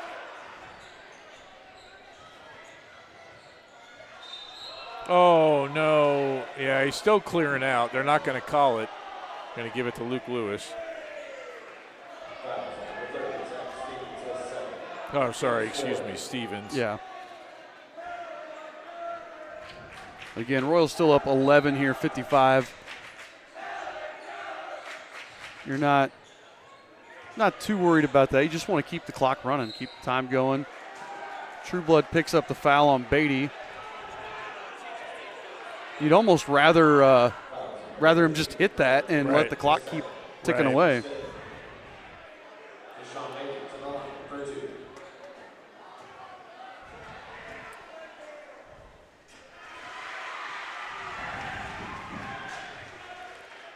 He's got 18.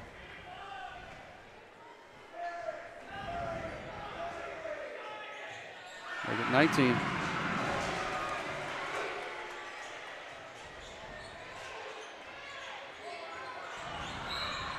Yeah, they're going to get Morgan. Yeah, and Morgan didn't like him, but you can't lean on him. No. Right? I mean, Caleb was getting, starting to go at him, but you can't lean on him like that. You can feel this game's important to both teams, too.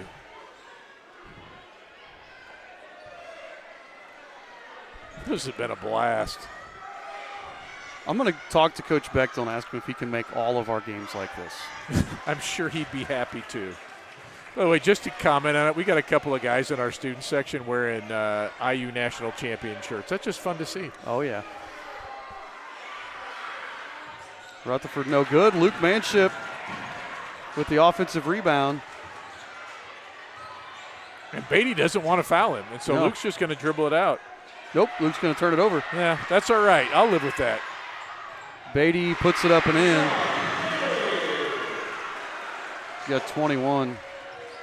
Although you didn't see it again, I apologize.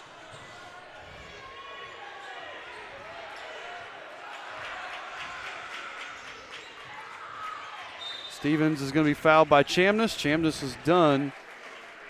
Zach Stevens going to go to the line. 18 seconds left here. Sorry, we're not sitting anywhere near our cameraman just because of the setup. They've got such a tightly packed space tonight, so we can't tell our cameraman to turn it. We apologize.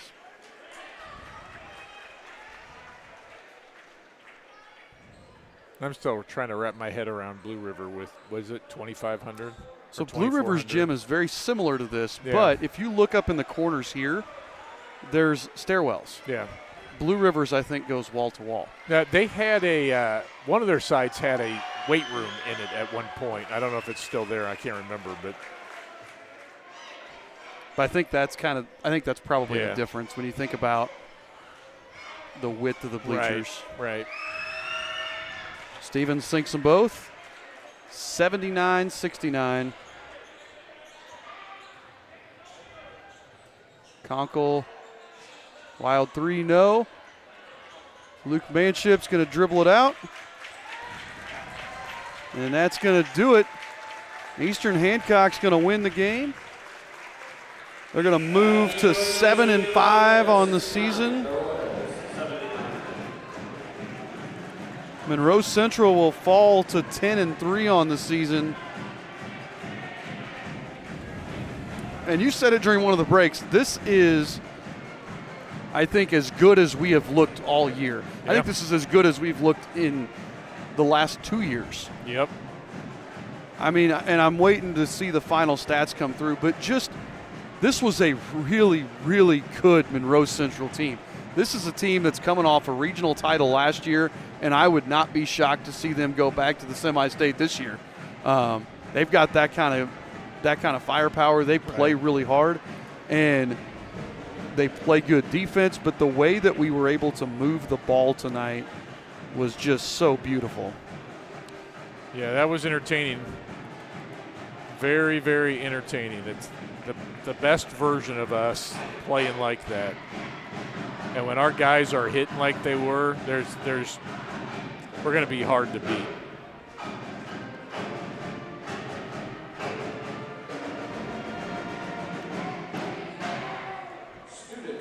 Jeez. So we're going to take a quick commercial break, and then we'll be right back after these words from the IHSA.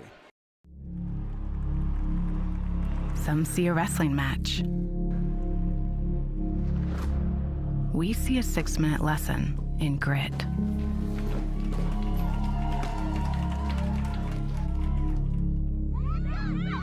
Some see a coach sending a runner home. We see a mentor guiding a student athlete into the future.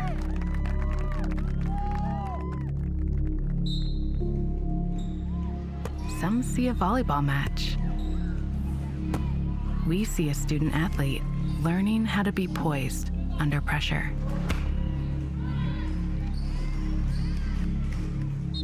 Some see a high school football stadium.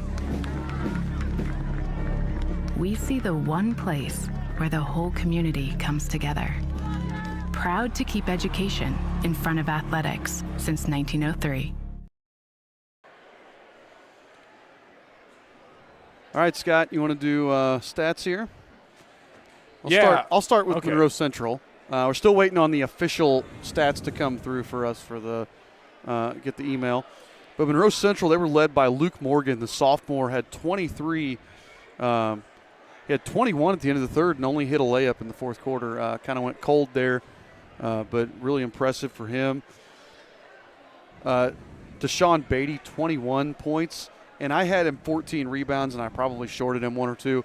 He was impressive. Yeah, absolutely. He was a force. Peyton Chamness with 11. Eli Friend with 6. Jackson Conkle, we did really well on him, holding him down to 5. And Griffin Gannum with 3. All right, so I do want to comment real quick. You talk about Beatty Beatty owned the paint, and Luke ended up with 20 rebounds unofficially. Yeah. Still with Beatty doing all that. So here's point totals for the Royals, led by Caden Powers, career high 33. Luke chipped in 12. But then we've got 9 from Rutherford, 9 from Stevens, 7 from Luke Lewis, another career high, at least varsity level, 5 from Trueblood, and 4 from Eli. I've got Powers with 4 rebounds, 2 assists, a steal, and a block. Rutherford with 4 assists, 2 steals. Trueblood with 4 rebounds and an assist. Eli Manship with a rebound and a couple of assists. Stevens with a rebound and a couple of assists. Lewis with a couple of rebounds. Like I said, Luke with 20 rebounds and 6 assists. I think unofficially 16 assisted baskets. Yeah, we had, and again, I only have the stats up to the third quarter from our official statistician, but we had 12 assists at the end of the third. I mean, just again, it was such a fun game to watch, such a fun game to call because Powers had 33, and everybody else chipped in 8 here, 9 there. It was just awesome. So, again, congrats to Powers there. And if Luke's 20 is official, can you tell me this? Actually, you know what? I'll save it for trivia tomorrow night. I'll save that for trivia tomorrow night because I was going to ask you to tell me who the last player to score or to get 20 rebounds in a game was. John Collins, don't look it up. Yeah, without looking it up. So I might save that for tomorrow night or whenever we play that game. So, again, great game here from the Royals, and I don't think I'm going to get the stats to come through here. So I can't tell you his official numbers. But, I mean, again, talk about Luke. He was not far off a triple-double. No. What'd you have him for assist-wise? 6. 6. I mean, so you're talking 4 assists away from a triple-double. An impressive performance from him. Couple things we want to talk about here in the 9-star post-game show. Again, well, let me get the 9-star post-game show graphic off there so you can see it.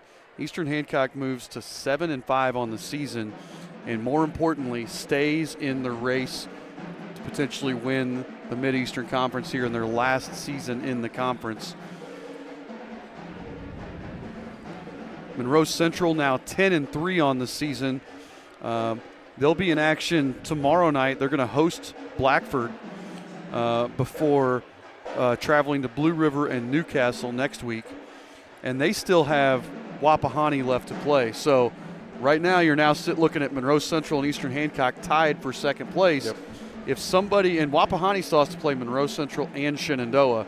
So – if somebody can trip up Wapahani, it's going to be a 3-way tie there for that first place spot. So in the conference, again, now Monroe Central 4-1, Eastern Hancock 4-1, Shenandoah 3-1, and that's tomorrow night. So we can't sit here and celebrate and tell ourselves, hey, we did a great job, because we got to turn around and play tomorrow night against a really good Shenandoah team. Shenandoah only lost to Monroe Central by 4 last week, so you got to turn right back around and do that. I did have our official stats come through, so you're right, 15 assists officially. Luke Manship, 12 points, 20 rebounds, 6 assists, 2 blocks. What a performance by him. Caden Powers, 33 points, 4 rebounds, 2 assists, and a block as well. And to do that, and the two of them only combined for 3 turnovers. Yeah. With all of that. Crazy. So who is our – I don't even want to say – I can't even pick one. Our Paxton Farms player of the game, it's not a player. No. And I say that with Caden scoring 30 and 33 and Luke being a couple assists away from a triple-double. It's no one guy. No, it was the team tonight. That was a true definition of a team win. So, again, proud of those guys. We want to thank everybody for watching. I know the Barton family was watching. Our principal, Adam Barton, was texting us throughout the game, mostly funny tweets that he found. But we want to say hi to the Barton family here tonight. And hopefully we'll be back in action tomorrow night. I know I got an email today. Our AD said we'll know by about 1 o'clock. All right. They're going to call it by 1 o'clock with whether they decide if we're going to play tomorrow night or not. I think they're going to wait and see kind of when that weather's coming in. So we'll be back at home. If not, then we'll be playing Shenandoah some other time. So we want to thank everybody who tuned in tonight. Again, Eastern Hancock with the huge win over the Monroe Central Golden Bears, 79-69 to get their 7th win of the season. Thank you, folks, and we'll see you guys next time.